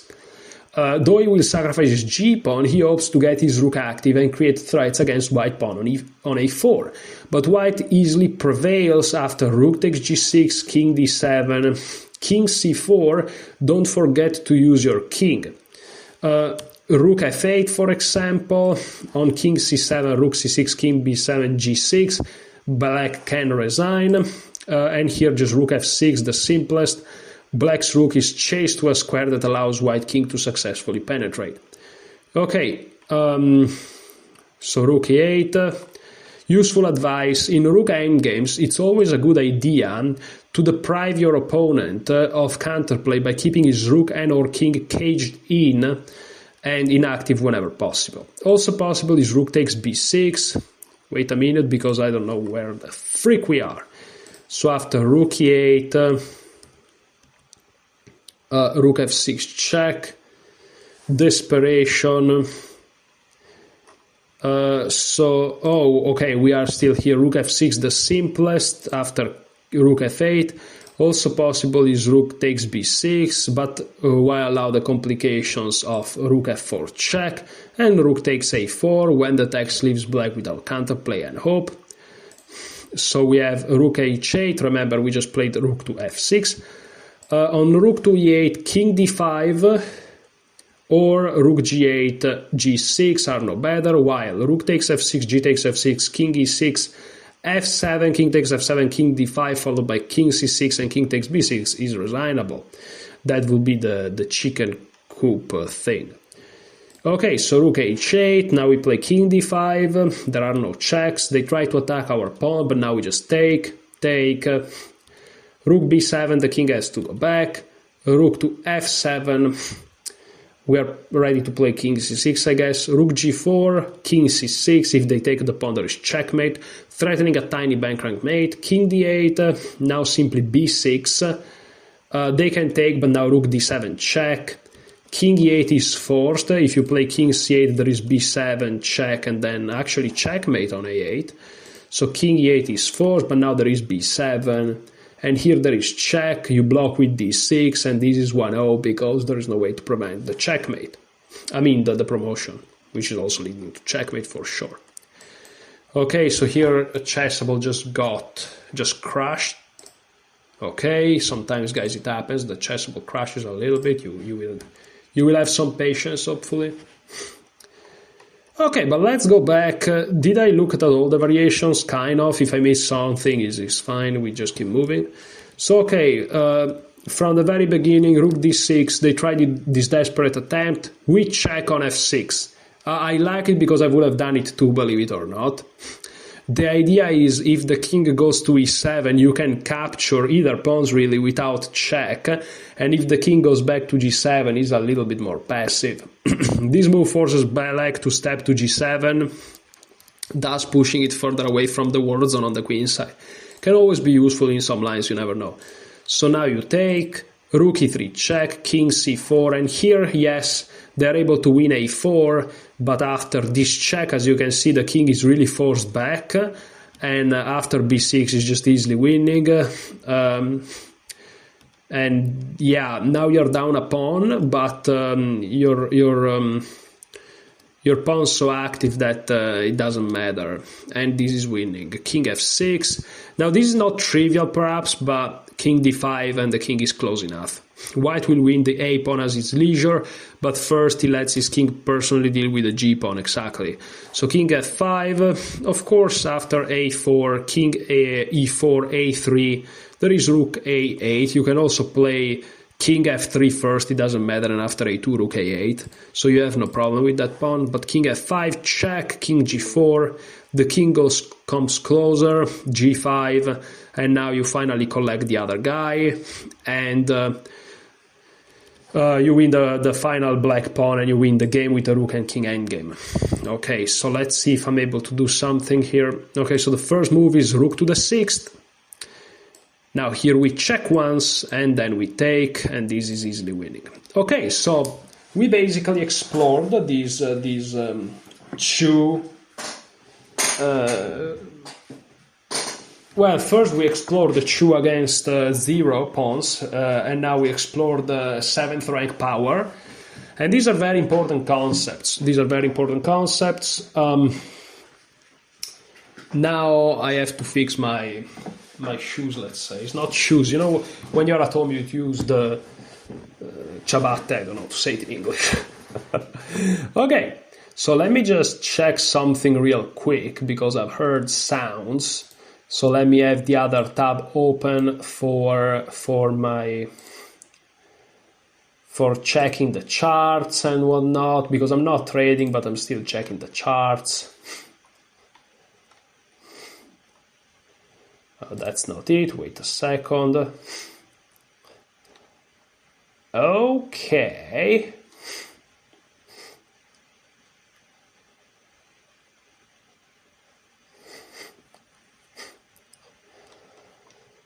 Okay, great. Nothing crazy is going on. So let's just keep going. So, we finally reach minor piece endgames, 2 bishops versus the long king. Okay, so there are 2 bishops versus the long king, then bishop of opposite colors, and then there's gonna be the puzzles. Okay, so we are finally approaching the end of this massive chapter. Okay, this is gonna take a while. Oh god. Alright, minor piece endgames, 2 bishops versus long king. Okay, we took our first tentative steps into the world of minor piece endgames in part 4. Here I'll continue to gently introduce you to basic endgame positions that involve bishops and or knights. We'll ingest a bit more about bishops of opposite colors. We'll tackle very basic 2 pawns versus 1 on the same side of the board, and we'll even address 2 bishops versus long king, which is far easier than you might imagine. So, 2 bishops versus long king. Some of you might be wondering when I'm going to teach you bishop and knight versus long king. The shocking, almost heretical answer is never. My reasoning is very simple. I personally have had this position once in my whole career. That's right, just once. My good friend and well-known chess author, international master John Watson, has never had it at all.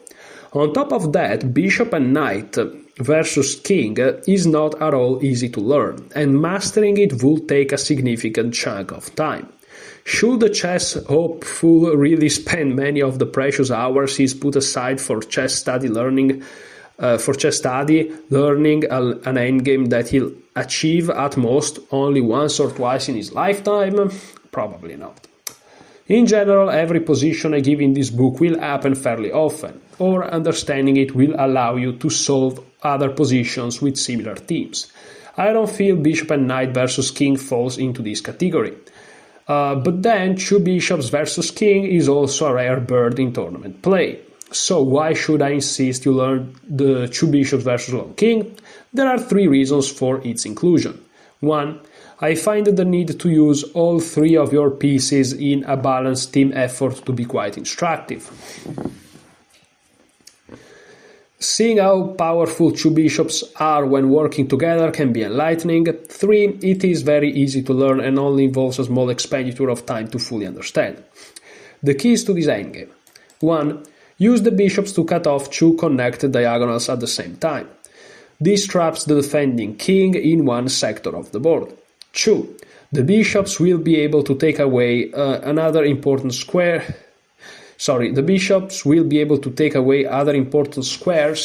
while also making whole diagonals impassable. 3. You will need your own king to win, so bring it up so it can directly challenge its counterpart. Bit by bit, shrinking the diagonal box in much the same way we shrink the box in rook versus king or queen versus king. 5. You will need to chase the defending king to a corner. Once there, you'll easily deliver mate. Okay, so let's start and see how it's done. So bishop g6 check, king e5, and now king b7. The king heads for the embattled area. Also note that white's bishop controls the b1 h7, so b1 h7, and c1 h6 diagonals. Black's king can't pass through this fence, a fence white intended to shrink when the time is right. So king f6, and now bishop to h7. As you can see now, the king cannot approach the bishops. Watch out, don't fall asleep and let the desperate enemy king snap off one of your bishops. Now the bishops can't be approached.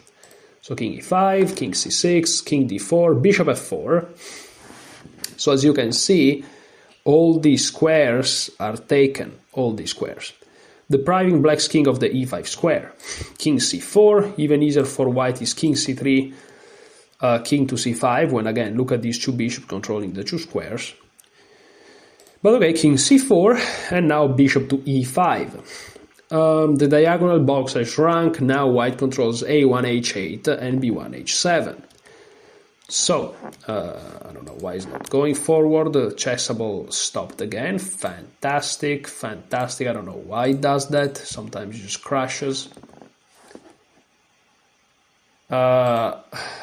Beautiful. So, king b4, bishop to g8. Once again shrinking the box by laying claim to the a2 g8 diagonal. King a3, king c5, king a4, bishop to b2. Okay.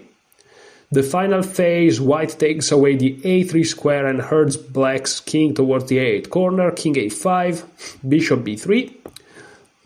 There goes the a4 square, king a6, king to c6, king a7. On king a5, there is check, check, king here, king a8, bishop d2, wasting a tempo so that a check can be given when the black king goes to a7, king a7, check, king a8, bishop d5, checkmate. So as you can see, we see the construction here. So king a7, now bishop to e5. It's as if the bishop is saying, sorry, but I can't allow you to run out of the corner via the b8 square. King to a6. On king a8, there is king to c7, so the corner's blocked. And after king a7, bishop c4, preventing king a6. And after they go in the corner, you waste a tempo with one of the bishops, I guess. Yep. And now king a7, check and checkmate. Okay, so king a6, wasting a tempo remembers some endgames in the rook endgame where you waste a tempo with the rook. Okay, bishop c7, now both a5 and b8 are off limits, king to a7, bishop to c4, forcing king to a8, and now only a7 and a8 are available to black, so king a8, bishop e5. Having done its job, the dark square bishop now puts some checking distance between it and black's king.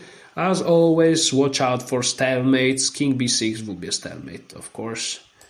Disaster, yeah. So king a7, now king c7, once again forcing the king in the corner. And now you have to king c7. White's king frees the dark square bishop of b8, guard duty, yeah. And now bishop f4, wasting the famous tempo, wasting a move and waiting for king a7 when a check, cascade and mate will follow. If the player of the black pieces is your spouse and you fear later retribution, you may wish to play bishop d4 stalemate, thus drawing the game and keeping marital harmony intact. Well, that's not a problem for me, so I guess we're going for mate. So bishop f4, king a7, bishop e3 check. Now king to a8 and bishop d5 is indeed checkmate. I feel like that was Banzea, but I can't quite confirm. Okay, two bishops versus long king one. That was funny. Okay, so two bishops versus long king part one. Okay, this is like the exercise. We start by going through the first few steps of this endgame, step by step shrinking the diagonal box in order to push the enemy king to the edge of the board. So bishop to f4, depriving black's king of the e5 square, king c4. Well, the comments are the same as previously. Bishop e5, the diagonal box has shrunk, now white controls a1 h8 and b1 h7, king b4. And now what would I play? Probably bishop g8, yes. Once again shrinking the box by laying claim to the a2 g8 diagonal, king a3. Now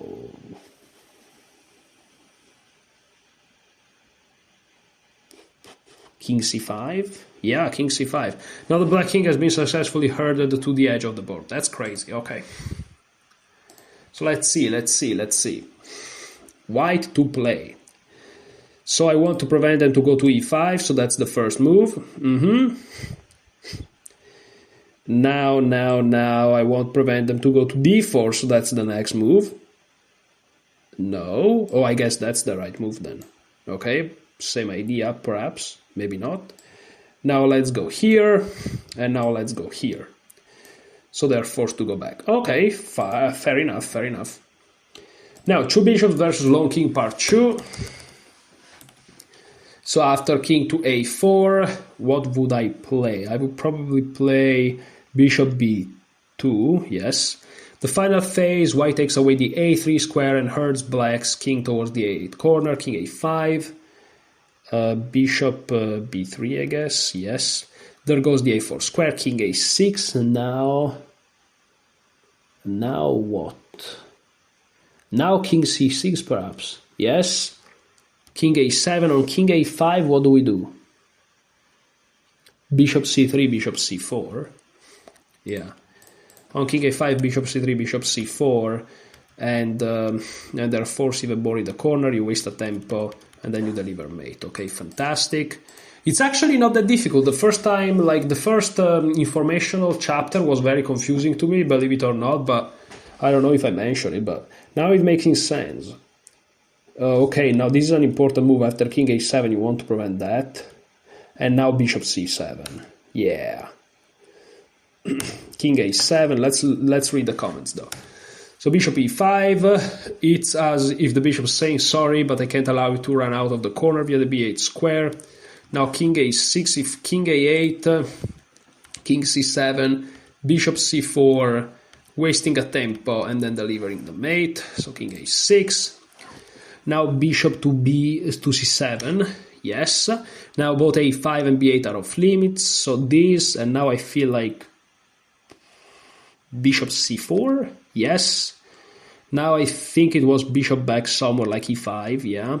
Having done his job, what's the comment? And now only a7 and a8 are available, okay. King a8, bishop e5. Having done his job, the dark square bishop now puts some checking distance between it and black's king. As always, watch out for stalemates. Now king a7 and now king c7, I feel like, yeah. And now wasting a tempo with like bishop d3 or something, or bishop f4. Wasting a move and waiting for king a7. When a check, cascade and mate will follow, and after king a7, check, check. Okay? This is gonna be long. So, We prevent them from going to a3. We prevent them from going to a4. And now we prevent them from going to b7. Okay, if they went here, we had check and stuff, okay. Now, they want to go here, though, so we don't like that. So I think we are going to go here, and after they go here, we go here. So they have to go back, or something. Okay, they have to go to a7, okay.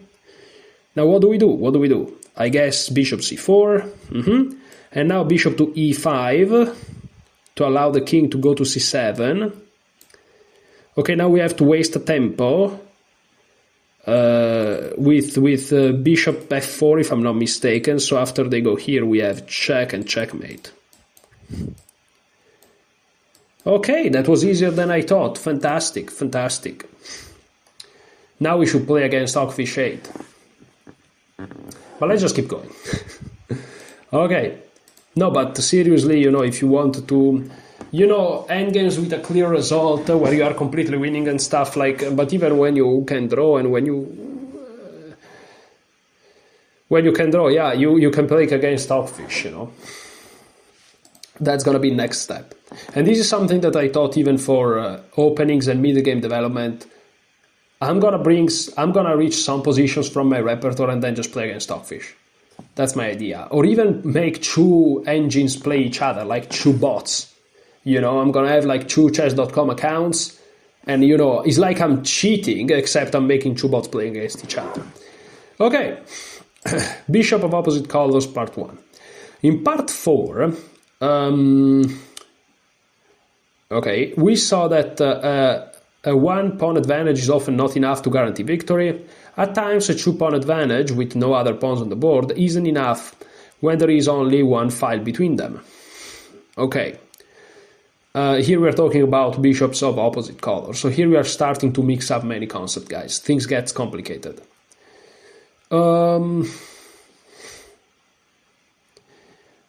Okay.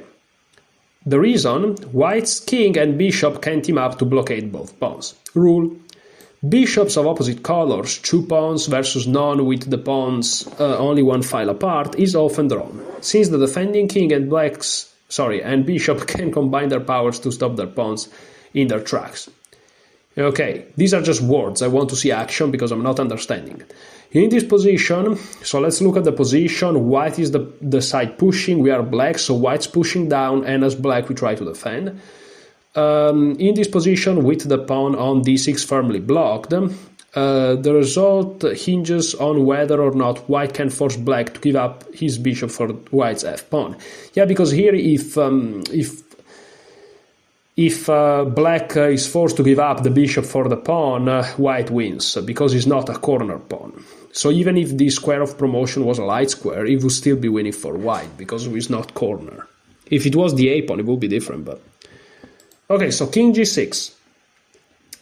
Taking control over f7 and getting out of the way of the f-pawn. Is black doomed? Bishop a2, it seems unconcerned.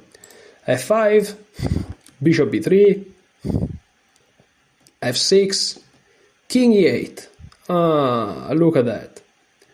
Now we can see why one file between the pawns isn't enough. Black's king can eye both keys square on d7 and f7 and thus create a blockade. Yes, white can win the bishop with d7, king takes d7, f7. Sorry guys, I made a little bit of a mess. So after king e8, d7, king takes d7, f7, bishop takes f7. But since no other pawns exist, that would be an immediate draw. Since black can now do the old bishop shuffle, bishop to b3, a2, b3, a2, white marches his king to the other side in one last effort. King f5, bishop a2, king e5, bishop b3, king d4, bishop a2, not king f7, that would allow d7 and gg, but simply king d7 now. And since white isn't getting anywhere, it's a draw. Okay, so that's very nice. So we just shuffle, but now we go to e8. Yeah, it's important to block. Okay? Now, bishop of opposite color, this is a different situation. This is part 2. Of course, if each side had one extra pawn, the result would be different. White now plays as he did in the previous example, but the addition of those b pawns is enough to bring him victory. Because, of course, in the end, we're going to force black to sacrifice the bishop for both 2 pawns, but we're going to be left with a bishop and 2 pawns, 1 pawn each, which is winning for us. And I want to insert my input. This seems very simple, but is actually crucial. So, king g6, bishop a2, f5, bishop b3, f6, king e8. It seems the same. The same moves that we saw previously, but the addition of one set of pawn proves decisive for white. d7, king d7, f7 forces bishop takes f7, but now we just win. And it's crazy how simple it is. Like a position like this, if you never show me these moves, it's like, oh my goodness, as white is like, this is complicated, but no. It's actually the easiest thing ever. That's crazy. And here you just go after the pawn. Let's go back, sorry. Bishop d4, not falling for the hasty king c6, that would be a stalemate. You just make sure that you waste some tempi. King c6 again will be stalemate, okay? And you just grab the pawn and you win the game. Okay. Okay, that's very instructive, very nice.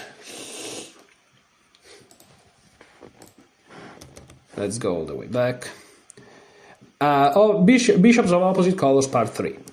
As we have seen, a 2-pawn advantage with the pawns only being 1 file apart isn't always decisive. However, when the pawns are 2 or more files from each other, the stronger side's winning chances go way up. There are many cases of white winning when the pawns are 2 files apart, but the defender does have drawing chances if his bishop can freeze both pawns at the same time. So here we are playing black and white's going down the board, so the pawns are going down. We are trying to freeze both pawns, okay. In the current position, it's clear that neither pawn is going anywhere without help from its king. Since king d4 threatening e4 is stymied by king f5, king c5, king e6, when the bishop is still stopping both pawns in their tracks, white comes up with the idea of bringing his king to a6 in an effort to help escort the b-pawn to the promised land. Rule: bishop of opposite colors, 2 pawns to none, pawns 2 squares apart. When the bishop on one diagonal can stop both pawns from advancing at the same time, and when the defending king can work with its bishop to retain control over the key advanced squares, the game will often be a draw. Okay, so king b5, trying to go on the other side, but now king d7, king a6, on king c5, black will play king e6, as to meet king d4 with king f5. Basically, the idea is that this king manages, together with the bishop, to control these 2 key squares. And again, chessable completely crashed. Sorry, guys. This is what happened when you record for 3 hours, I guess. Come on, buddy. Come on. Come on. I believe in you. Chessable. Come on. Come on, buddy. You can do it. So go back. Sorry guys for these interruptions, but if you reach this point in the video, you are enduring more than the chessable servers. So you're a cool one. So king b5, king d7, king a6, and now king c8. Of course, don't go king c6 because that will just block the pawn. They will win immediately. And if you then go to c7, there's check and you're dead. So on king c5, again, we have this situation. So king a6, king c8. Now black has stopped both pawns again. And any bishop moves by white will be met with the same back and forth wandering along the h1a diagonal by black. So king b5. But now you just follow the king. King c4. Bishop c3, but it doesn't matter. Now bishop g2. The bishop moves are tossed in merely to show that both players can waste infinite amounts of time without changing the nature of the position, exactly. And now, trying to play e3, e4, you just go king f5 and this is a draw. This is a very important position, by the way, that I didn't know. What allowed black to draw this position? Here are the key defensive elements. 1. Both pawns can only advance to light color squares, thus white's bishop wasn't able to take part in the fight to move forward. 2. Black's bishop covered the squares in front of both pawns at the same time. 3. Black's king was able to shadow white's king whenever it moved to the aid of either pawn. The blockading combination of black king and bishop is enough to stop any progress by white.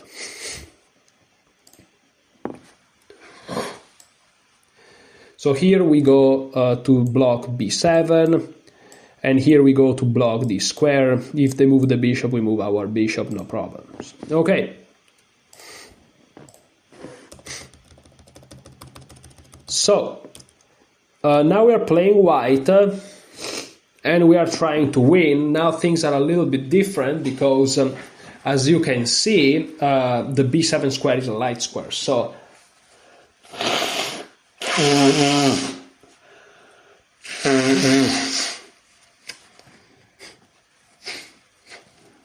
things are a little bit more complicated, but let's see. Bishop d5. White isn't in a hurry. So he frees the e4 square, as you can see, for his king, since he knows that it eventually has to march over to the king side and escort the f-pawn down the board. King b8, king to c4, and not king d4, that would be a blunder because of bishop f4 winning the pawn, and then it's a draw. So, king c4, bishop b2, b7, now it's forced to push, bishop g3, king d4, bishop d6, because otherwise you go king e4, f4, but I guess it's fine. King e4, king c7, doing nothing allows white to ultimately win black's bishop for the f-pawn. Thus, black's king will rush to the king side and try and stave off the inevitable. So king f5, king d8, f4, playing a king f6, or king g6 makes it impossible to safely push the f-pawn to f4, of course. So f4 first, king e7, king g5, obviously, bishop c7. Rule: as you might imagine, 3 or more files separating the pawns, as long as one of the pawns isn't a wrong-colored rook pawn, is usually decisive, since the defending king can't help prevent the advance of both pawns. So f5, bishop to e5, king g6, because here is the thing, you may say, okay, you play f6, and if they take with the bishop you promote, but no, because f6, if they take with the bishop, it comes with check. So that's why you play king g6, now you're threatening f6, and if they take with the bishop you promote because it's not with check. So white intends f5, f6 check, f6, f7, a king walk to the queen side, c8 would be ideal, followed by winning black's bishop by b7, b8. Yeah, there's nothing black can do to stop this plan. Chessable note: the immediate f6 also works because after bishop takes f6, king f5, there is no way for black to stop the promotion of the b7 pawn. Wow. So I missed that, okay. So king g6, bishop b8, of course king d6 allow b8 queen, okay. So f5 check, king f8, no better is king d6, f7, threatening to promote, so they have to go king e7, but now king g7, and after check we just move and promotion is inevitable. So king f8, f7, bishop e5, also easy for white is bishop d6, king f6 followed by king e6, obviously. So bishop e5, note that king e7, king g7 wins immediately, yeah. So bishop e5, but now king f5, and you just go to c8. Now you may say, why not in this position here trying to go to g8 or e8 to promote this pawn? Why you try to promote this pawn?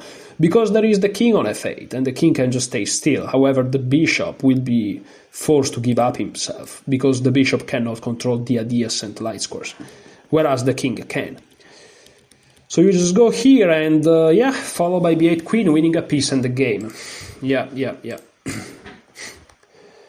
Okay, so here if we move forward, it doesn't help, so we move here. Okay, now we go here, we establish that g6 also wins, but we go here anyways. Now check, we move here, and we just We just reach this square, and that's quite simple. That's crazy that these endgames are so simple, but if you never saw them, you're like, whoa, that's the craziest positions I've ever seen. Okay, so bishop of opposite color, part 5. The only time that black can draw split pawns that are 3 or more files apart is when one of them is a rook pawn of the wrong color. Yeah, of course. So here, as you can see, we are playing black, so white is going down, and white wants to promote on these 2 light squares, but one pawn is a rook pawn, meaning is on A or H file, and is a light square, the promotion square, which is the color of our bishop. So rook pawn, wrong promotion square. Doesn't matter how many files apart, we're going to be able to draw this game. Rule: as usual in bishop endgames, watch out for the old wrong colored rook pawn trick. In this position, black draws easily by rushing over to b7 and allowing white to win a piece for his g pawn. Okay, so king h6, king c6, king h7, king b7, g7, and it doesn't matter. King a8, you position, notice how black is positioning himself in the corner, and now they promote, but you take, and after king takes g8, we can put it on the board, king takes g8, we have the classic bishop and rook pawn of the wrong color draw. In a nutshell, when one side is 2 pawns up versus lone king and bishop, in a bishop of opposite color endgame, here are some rules to chew on. First rule, positions where the pawns are separated by one file are often drawn since the defending bishop and king are close enough to work together in creating a blockade against both pawns. 2. Positions where the pawns are separated by 2 files offer some drawing chances, particularly if the defending bishop eyes the advanced square of both pawns at the same time. 3. Positions where the pawns are separated by 3 or more files offer few defensive chances. However, a draw is likely if one of the pawns is a rook pawn on the wrong color. Okay, so let's try to do it. They're calling me, wait a second. Okay, can you guys hear me again? They called me, guys.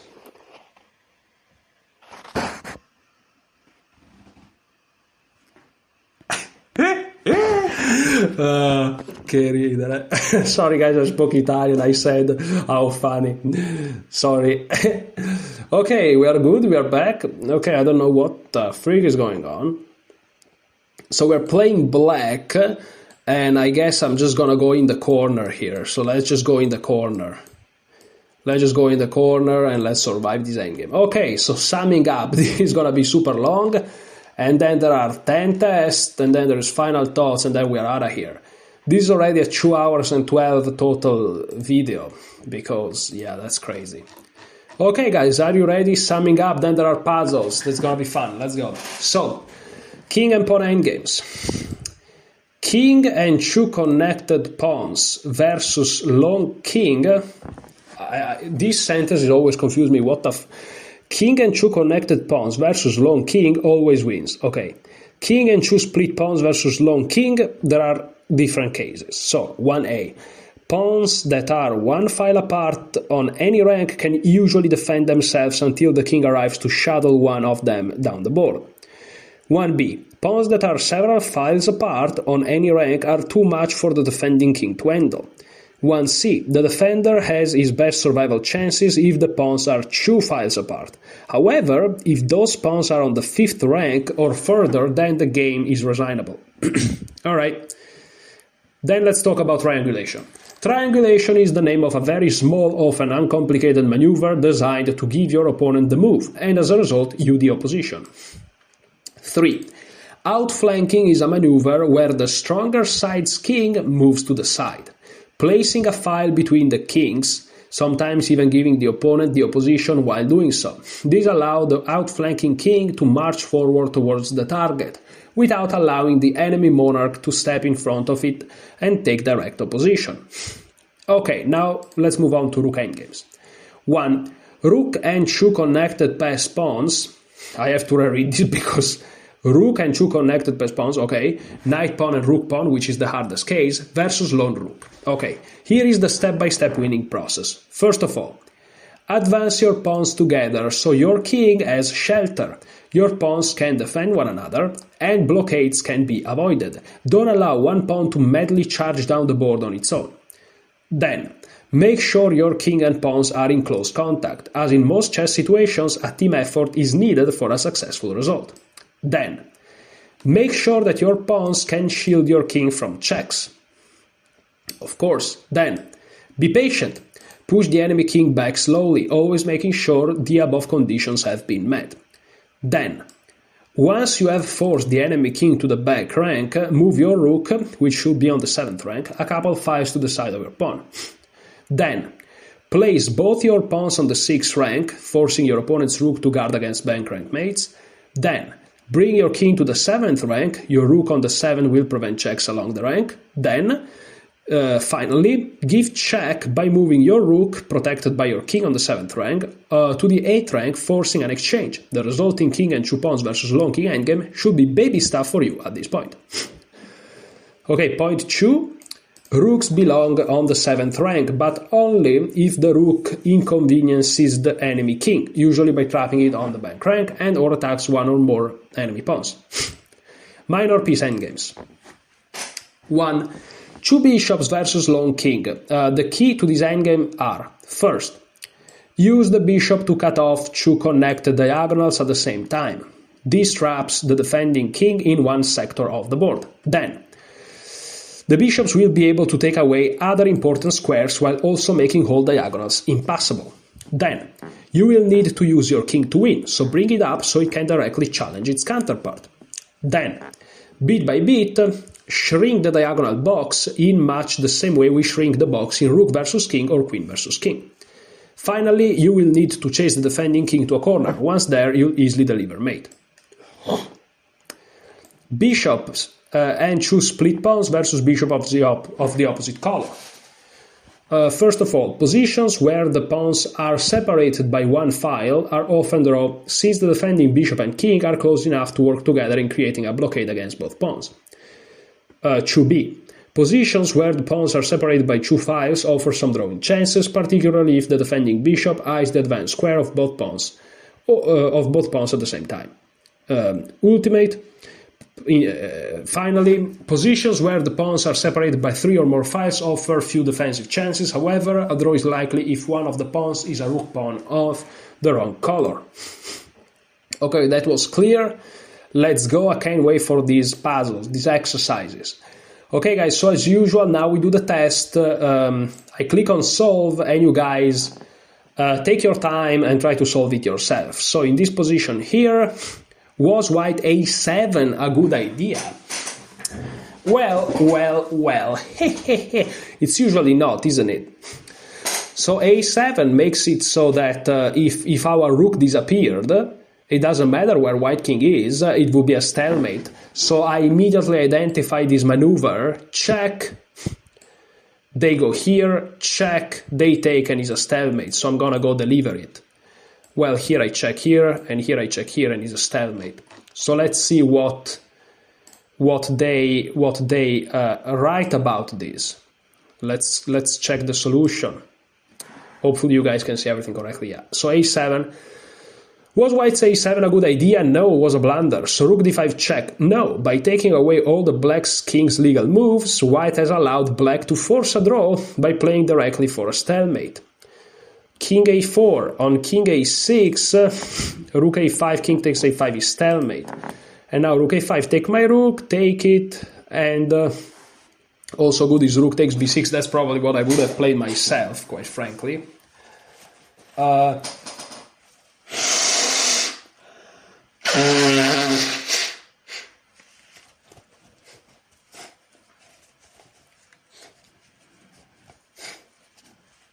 Nah, that's what I would have played.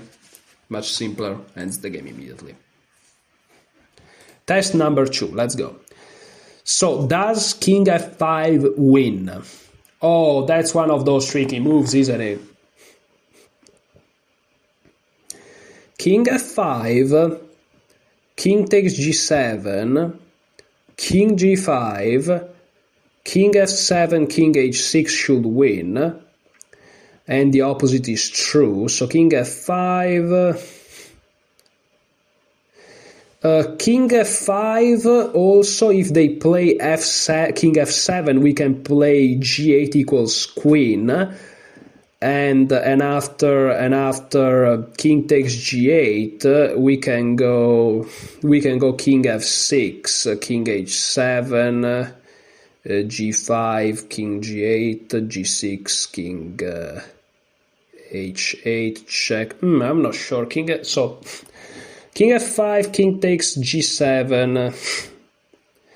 That's not critical because that's easily winning. So king f5, king f7, g8 equals queen, king takes g thing, king g6, king h8,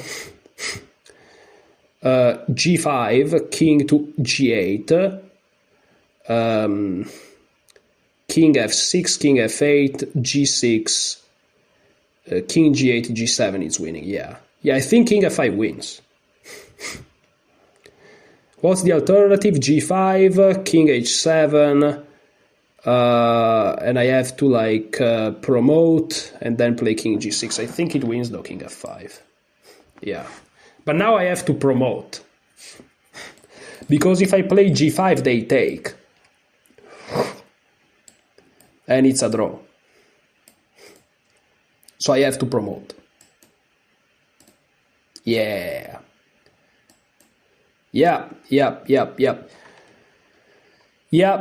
So if I do this, can you guys read? Okay, you guys can read the explanation. You guys can read the explanation. You guys can't see the board fully, but it doesn't matter, right? Because what matters is that you can see the explanation.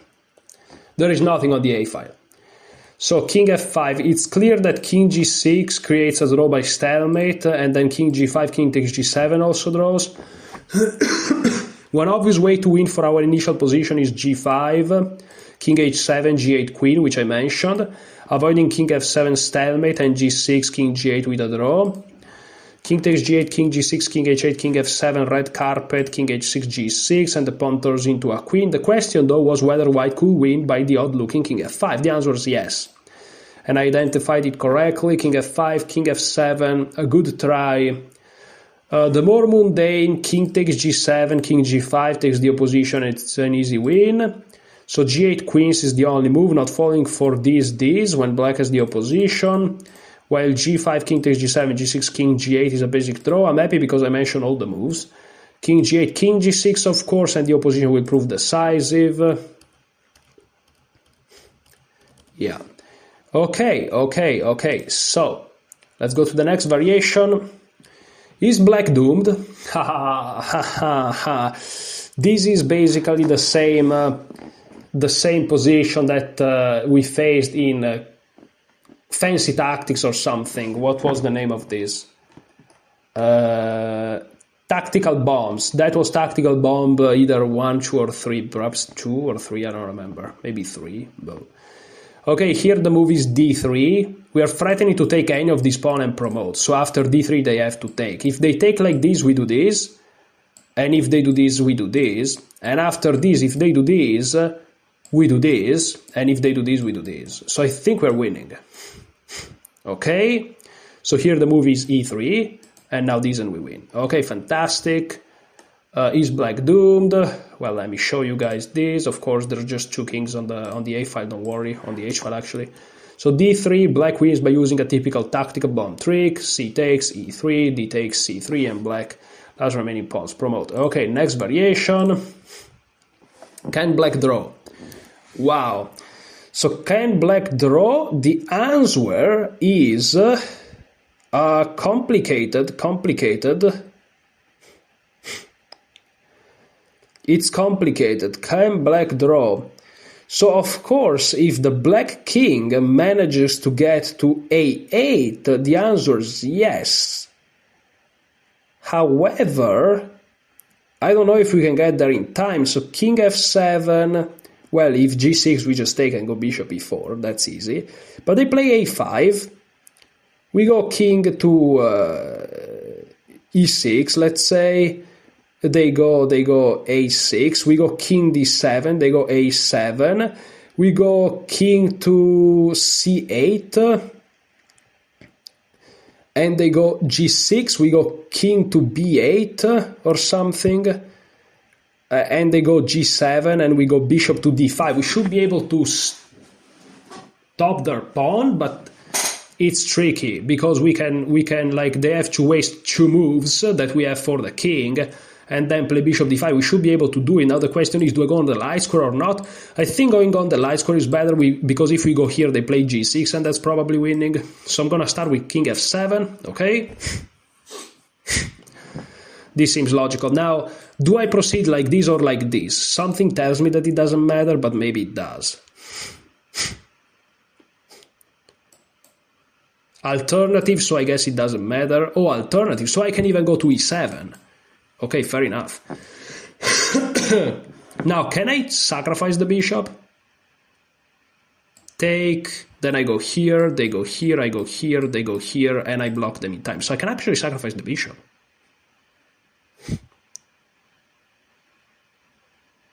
I can. But can I? So I can, but I guess moving forward it's more clinical. That's crazy. Okay, you guys can hopefully see that there is just a king there. So, can black draw? King f7. The defender usually loses when the pawns are this far apart. Black's 2 pieces can't work together against both enemy pawns, and this ensures that his bishop will eventually be lost. But in this case it's a draw because the rook pawn is on the wrong color, exactly. With king f7, black is heading for the queen side. Black knows he will ultimately lose his bishop, but this won't matter if he can get his king to b7.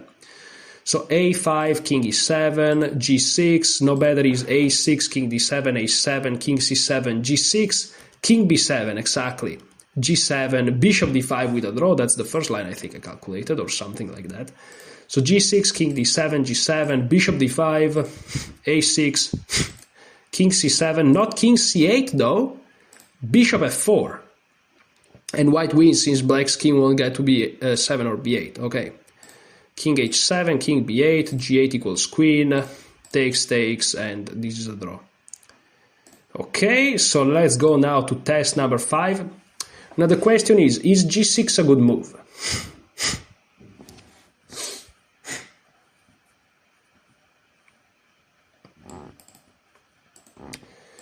g6. I don't think so. Because they can give us checks forever. I think a better move is rook e7. And then there is check. Actually, I think an even better move is rook d7. And if they give us check, we can go here, and that's GG.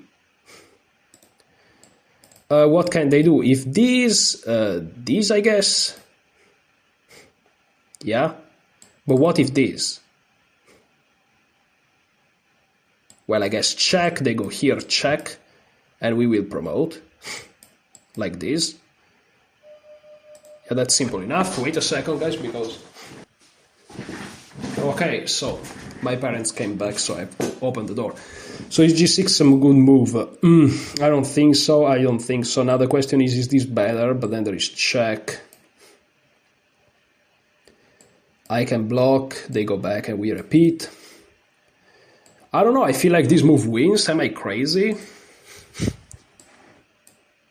Incorrect, crazy, g6. Yes, g6 is excellent since it creates bank rank mate possibilities. If black's rook move off his first rank, all white has to do is avoid stalemate tricks and victory will be his.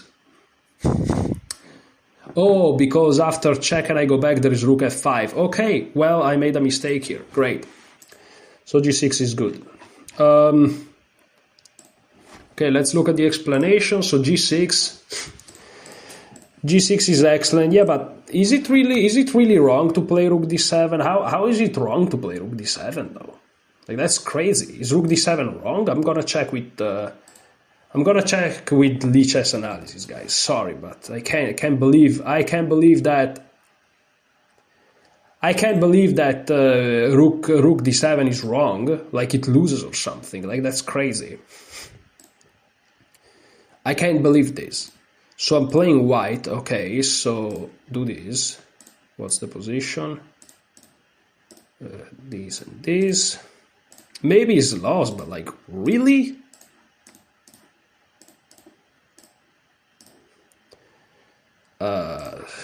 Analysis board, hopefully you guys can see.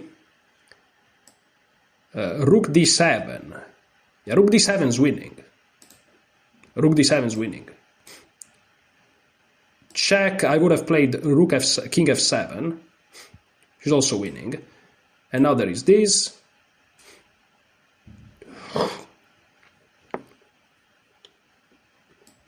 King f8, I think I would have played. King g6, rook g7. I think that's the line I gave. And after this, I gave this. Is this wrong, though? Rook a8. Maybe this is wrong. Maybe this is wrong. Well, king g8 is just a repetition, so I guess we have to find something else like king e8. Rook takes g7. Okay, so my idea was not necessarily super precise, but it's still winning, broadly speaking. Here I just have to play something different from h7, but already king g8 completely wins the game. So no, my move is fine in my opinion, but okay, the idea is not proper. Okay.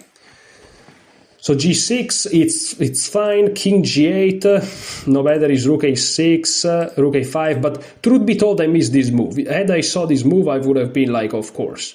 And after rook a8, rook d5. Yeah. And white wins since it followed by moving the king to e7 and exchanging rooks by rook d8. Okay, so yeah, I know. Okay, I missed this move, but my move was not terrible. So king g8, rook g7, and rook d7. Now rook d7.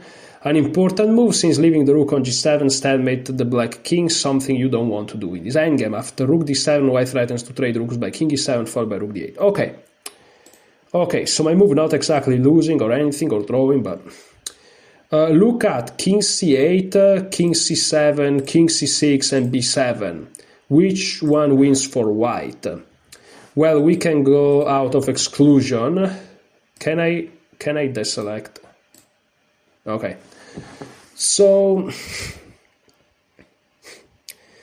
king c8 is stalemate, king c7 is stalemate, king c6 is stalemate, b7 is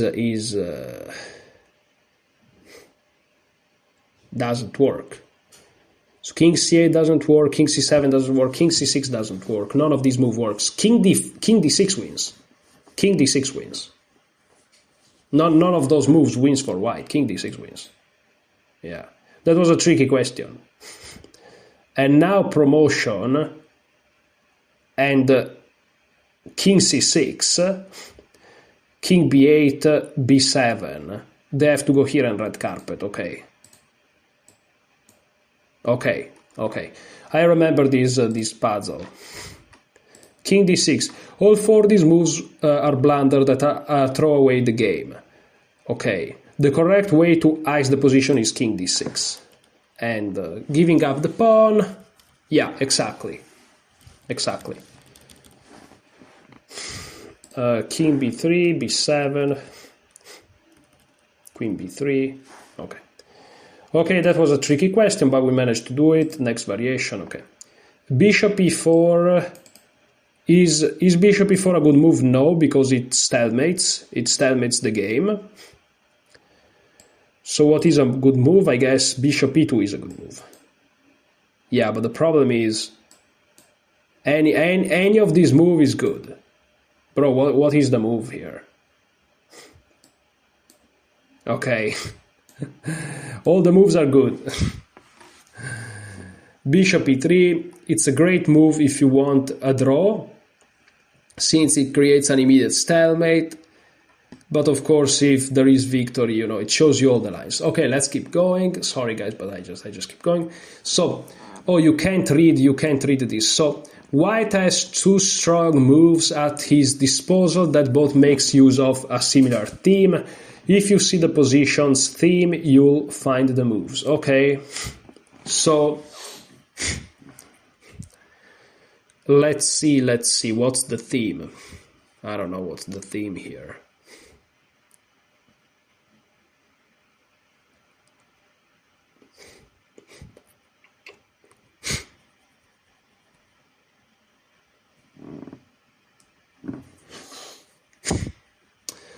I don't know what the theme is. What is going on here? What's the idea?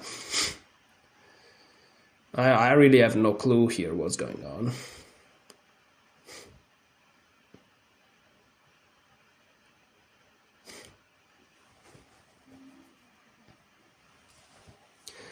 I mean, I guess one team is rook on the 7th, and I guess that black wants to play Black wants to play king d8 to stop us from having the rook to the 7th, so perhaps e5 with the idea d6 is what he's looking for, because that makes our rook to the 7th stay. What else is there rather than this move? I'm not sure. I'm not sure really. Another move is perhaps bishop c4, or perhaps d6, and if they take, this pawn is a weakness and we can proceed with bishop c4 or something. But I'll go with e5. I don't know if it's really bad. Okay, e5 is possible, I guess. e5 is possible. Okay, fair enough.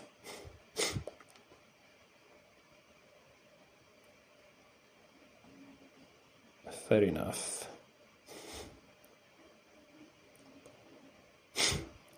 What else is there?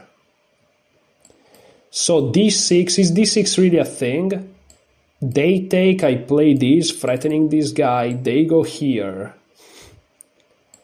I take, they take, they have 2 pawns now here, but I go here, and I'm gonna force the trade of the rooks, and then I have a winning endgame. Wow, it's correct. I'm surprised this is correct. I usually suck at these things. White has 2 strong moves. Yeah, but you guys, no, this is terrible. This is terrible, sorry. Let me actually go here, test 8, and actually look at it like normally. Okay. White has 2 strong moves at his disposal that both make use of a similar theme. If you see the positions theme, you'll find the moves. So d6. The theme is to give White's rook control of the absolute 7th rank, and as a result leave Black's pieces passive and helpless. In other words, no counterplay for Black. Since Black threatens to chase the rook away with king d8, White needs to give his rook some breathing room on the 7th. The move d6 creates an absolute 7th rank. The other way of doing this is bishop b5, king d8, or king f8, bishop c4 with the threat of d6. d6, okay, that's the other way to do it. Very good for White, but not as strong, is e5, king d8, d6, bishop d7. Okay, but d6 is stronger. E takes d6. Bishop d7, d takes e7 is bad for Black, since king takes e7 is met by bishop b5, rook d8, rook takes b7, while a6, bishop to c4, bishop takes e7, bishop takes f7, king d6, rook c2 is an easy win for White. Okay, so e takes d6, bishop b5, king f8, bishop c4, bishop e6, bishop takes, pawn takes, rook takes h7. White's rook now rules the 7th, Black won't be able to avoid material loss. King g8 preventing rook h8, which White picks up Black's rook, rook e7, rook e6, king f7, rook takes d6, rook c8, check, king f6, rook b7. With two healthy extra pawns, White is assured of victory. All he has to do is patiently improve his position. Rook c3, king d2, rook a3, rook b3, king g5, king e2, king f4, f3, king g5, g3, rook a5, king f2, king f6, g4, rook c5, rook d2, and Now I guess if they take here, you play g5 and then rook g7. There's no way to prevent the loss of this pawn. Check. There's no way to stop that pawn. Now there is a 3-on-1. Well, 3-on-0 and 1 on the other side, and this is winning. Black resigned in Silman, Satyam, San Jose, 1982. Okay. That was great. Let's go on puzzle number 9. Does white has winning chances? Does white has winning chances? Wow. Wow. I think white has winning chances here. I think he does. I think that the maneuver is rook e7, right? And then after something like b6, you take once, and then you play rook e6. So I'm gonna try to go for this idea. Okay, that's the end of the puzzle. That's fair enough. Let's look at the explanation. Rook e7. White has a winning position after this move. Perfect. So rook b8. After b6, a6 actually, that's crazy. Fixes the target on a7 and only makes things worse for black. Okay, that's great. So rook b8, king d3. So I had the completely wrong idea, funnily enough. a6, this prevents white from answering b7, b6 with a5, a6. Rook c7, king f8, or b6, rook takes c6, and check, and rook g5 with an easy win. So king f8, b4, white takes his time and continues to fix the enemy pawns, while also placing his own pawns on protected squares. King e8, king c4, stopping ideas based on rook d8 check. King d8, rook g7, and this is GG. Black wasn't able to do more than whimper. Okay, now let's try to solve the last puzzle. So white is 2 pawns up. Can black save himself? Okay, so this is a little bit complicated. I think the answer is no. I think the answer is no, but it's not so easy.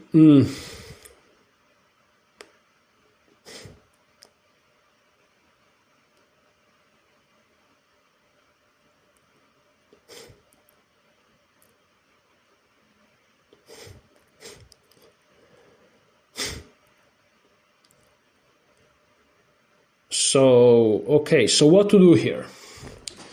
So, of course, there is the theme that if we force this bishop to give up himself for like all these pawns, we will win. But how do we do it? So if I go here, I have the feeling that this move is simply a draw. Because if we push, they can just take. And if we take, they go here. And this is GG. So I would say my best shot is to go here, to control this pawn. Now, here we are threatening this move. So, well, they can also go here, I guess. So that's a little bit annoying.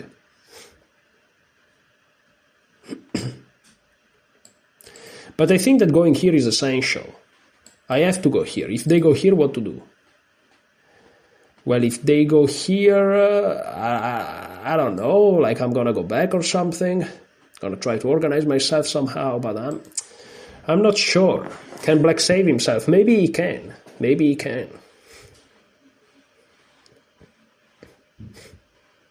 No, wait though, because after the king here, if the king goes here, we can check. And after they take, I can push here, and that's winning. So after this, they have to go here, for sure. Okay, perfect, perfect. But then I guess we can go here, just moving the king away again. If they go here, we have check and push, which is great. Or do we? Yes, we do. Yes, we do. No, we don't. Holy shoot. So after this and this, maybe we have this. But then they go here. Well, I guess then they go here, here. It's actually quite complicated. Here, here, here. Now that's difficult. I'm going to go here. Ah, this is alternative. Then it means that I have other moves. What about this, perhaps? Now that's crazy. Maybe this is a better attempt. They go here, here, let's say, here. There's no way this works. Is this move a thing? They go here. I go here. Okay. Now I feel like I really have to go here. No? Okay, I don't understand. So, that was the last puzzle. I solved it correctly, even though it kind of put me in crisis, but... So, bishop b3. Even easier for white is king f8, g6, king g8. On h takes g6 there is h7. On g takes king h7, bishop here, king g8. f3, bishop here, here, here, here, here. This is good.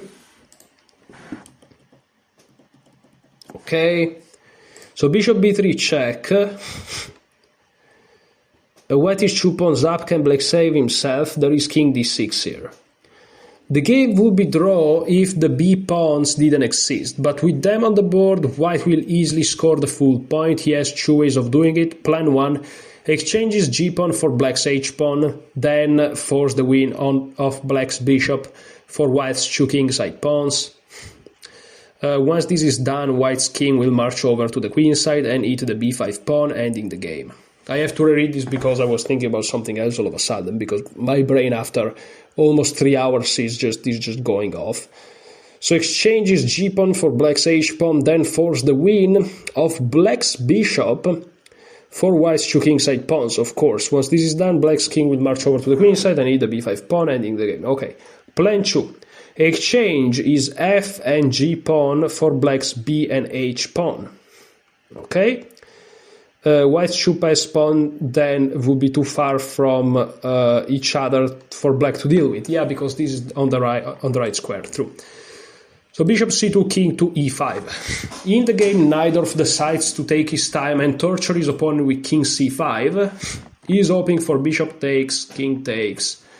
When black would draw if he could get his king to b7, but that's clearly not possible. Here, king f7, king c6, bishop e4, king b6, king e8.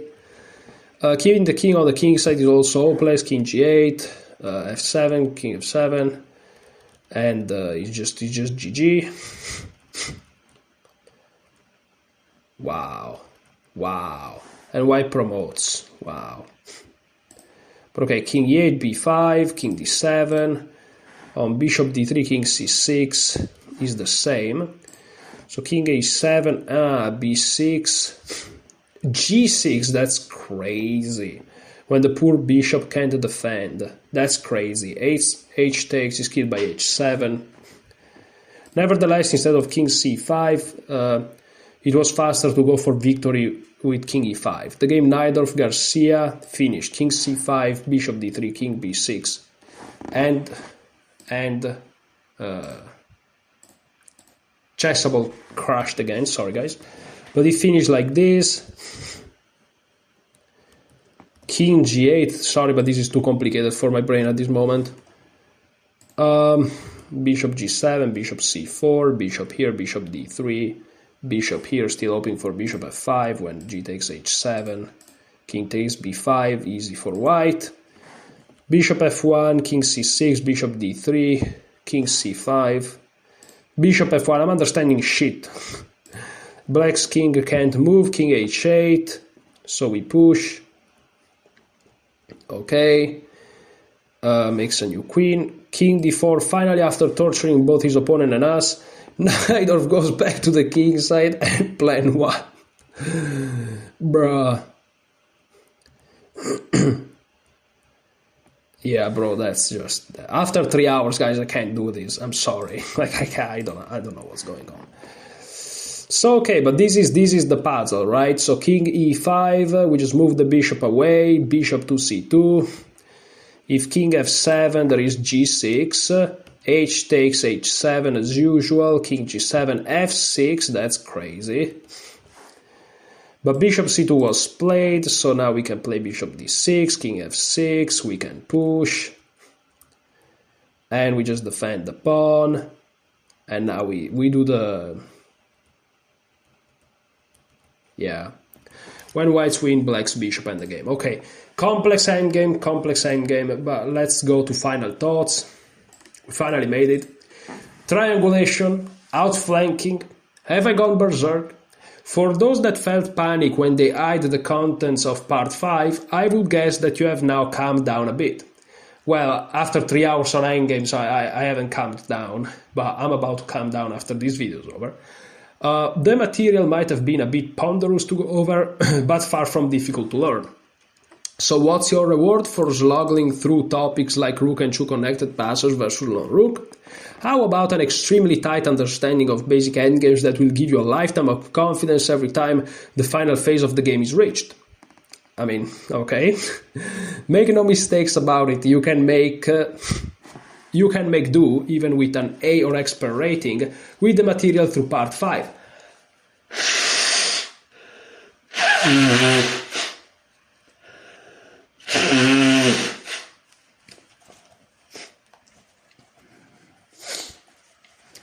Plus the bits and pieces you pick up from experience for the rest of your life. Your endgame foundation is that good. So, if you feel that you have now put more than enough effort into the endgame, you can put this book aside without guilt or misgivings. You worked hard and have come a long way, and that's very impressive. So guys, congratulations to you as well.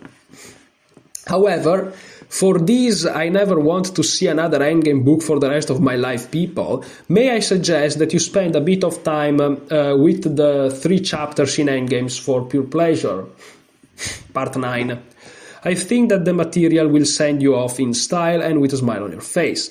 For those that have serious aspirations towards Class A or even Expert and who wants to know more about the endgame than others in these classes, things will get a bit difficult in Part 6 and 7. Are you going to throw it out? If so, I'll see you there.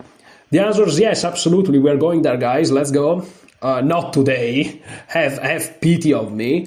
But we are absolutely going there. Hard work pays off. You finish learning the chapter. Absolutely, hard work does pay off. Pat yourself on the shoulder, guys, because that's really needed. And yeah, so as you can see, we did it. Part 5 is done. This was almost 3 hours of video. In the next video of this series, that I'm sure you have a crazy fun going through, we are going to go through Part 6, Endgames for Class A. This is actually my level, on paper at least. And in Endgame, though, I am probably at between Part 3 and Part 4. So I'm between 1200 and 1600 rated. Let's say I'm rated 1400. I'm rated 1400 in Endgames. You know, that's my conclusion. But tomorrow I don't know, but the next time we are going to go through Part 6. Okay, having said that, guys, thank you so much for watching. Enjoy your chess.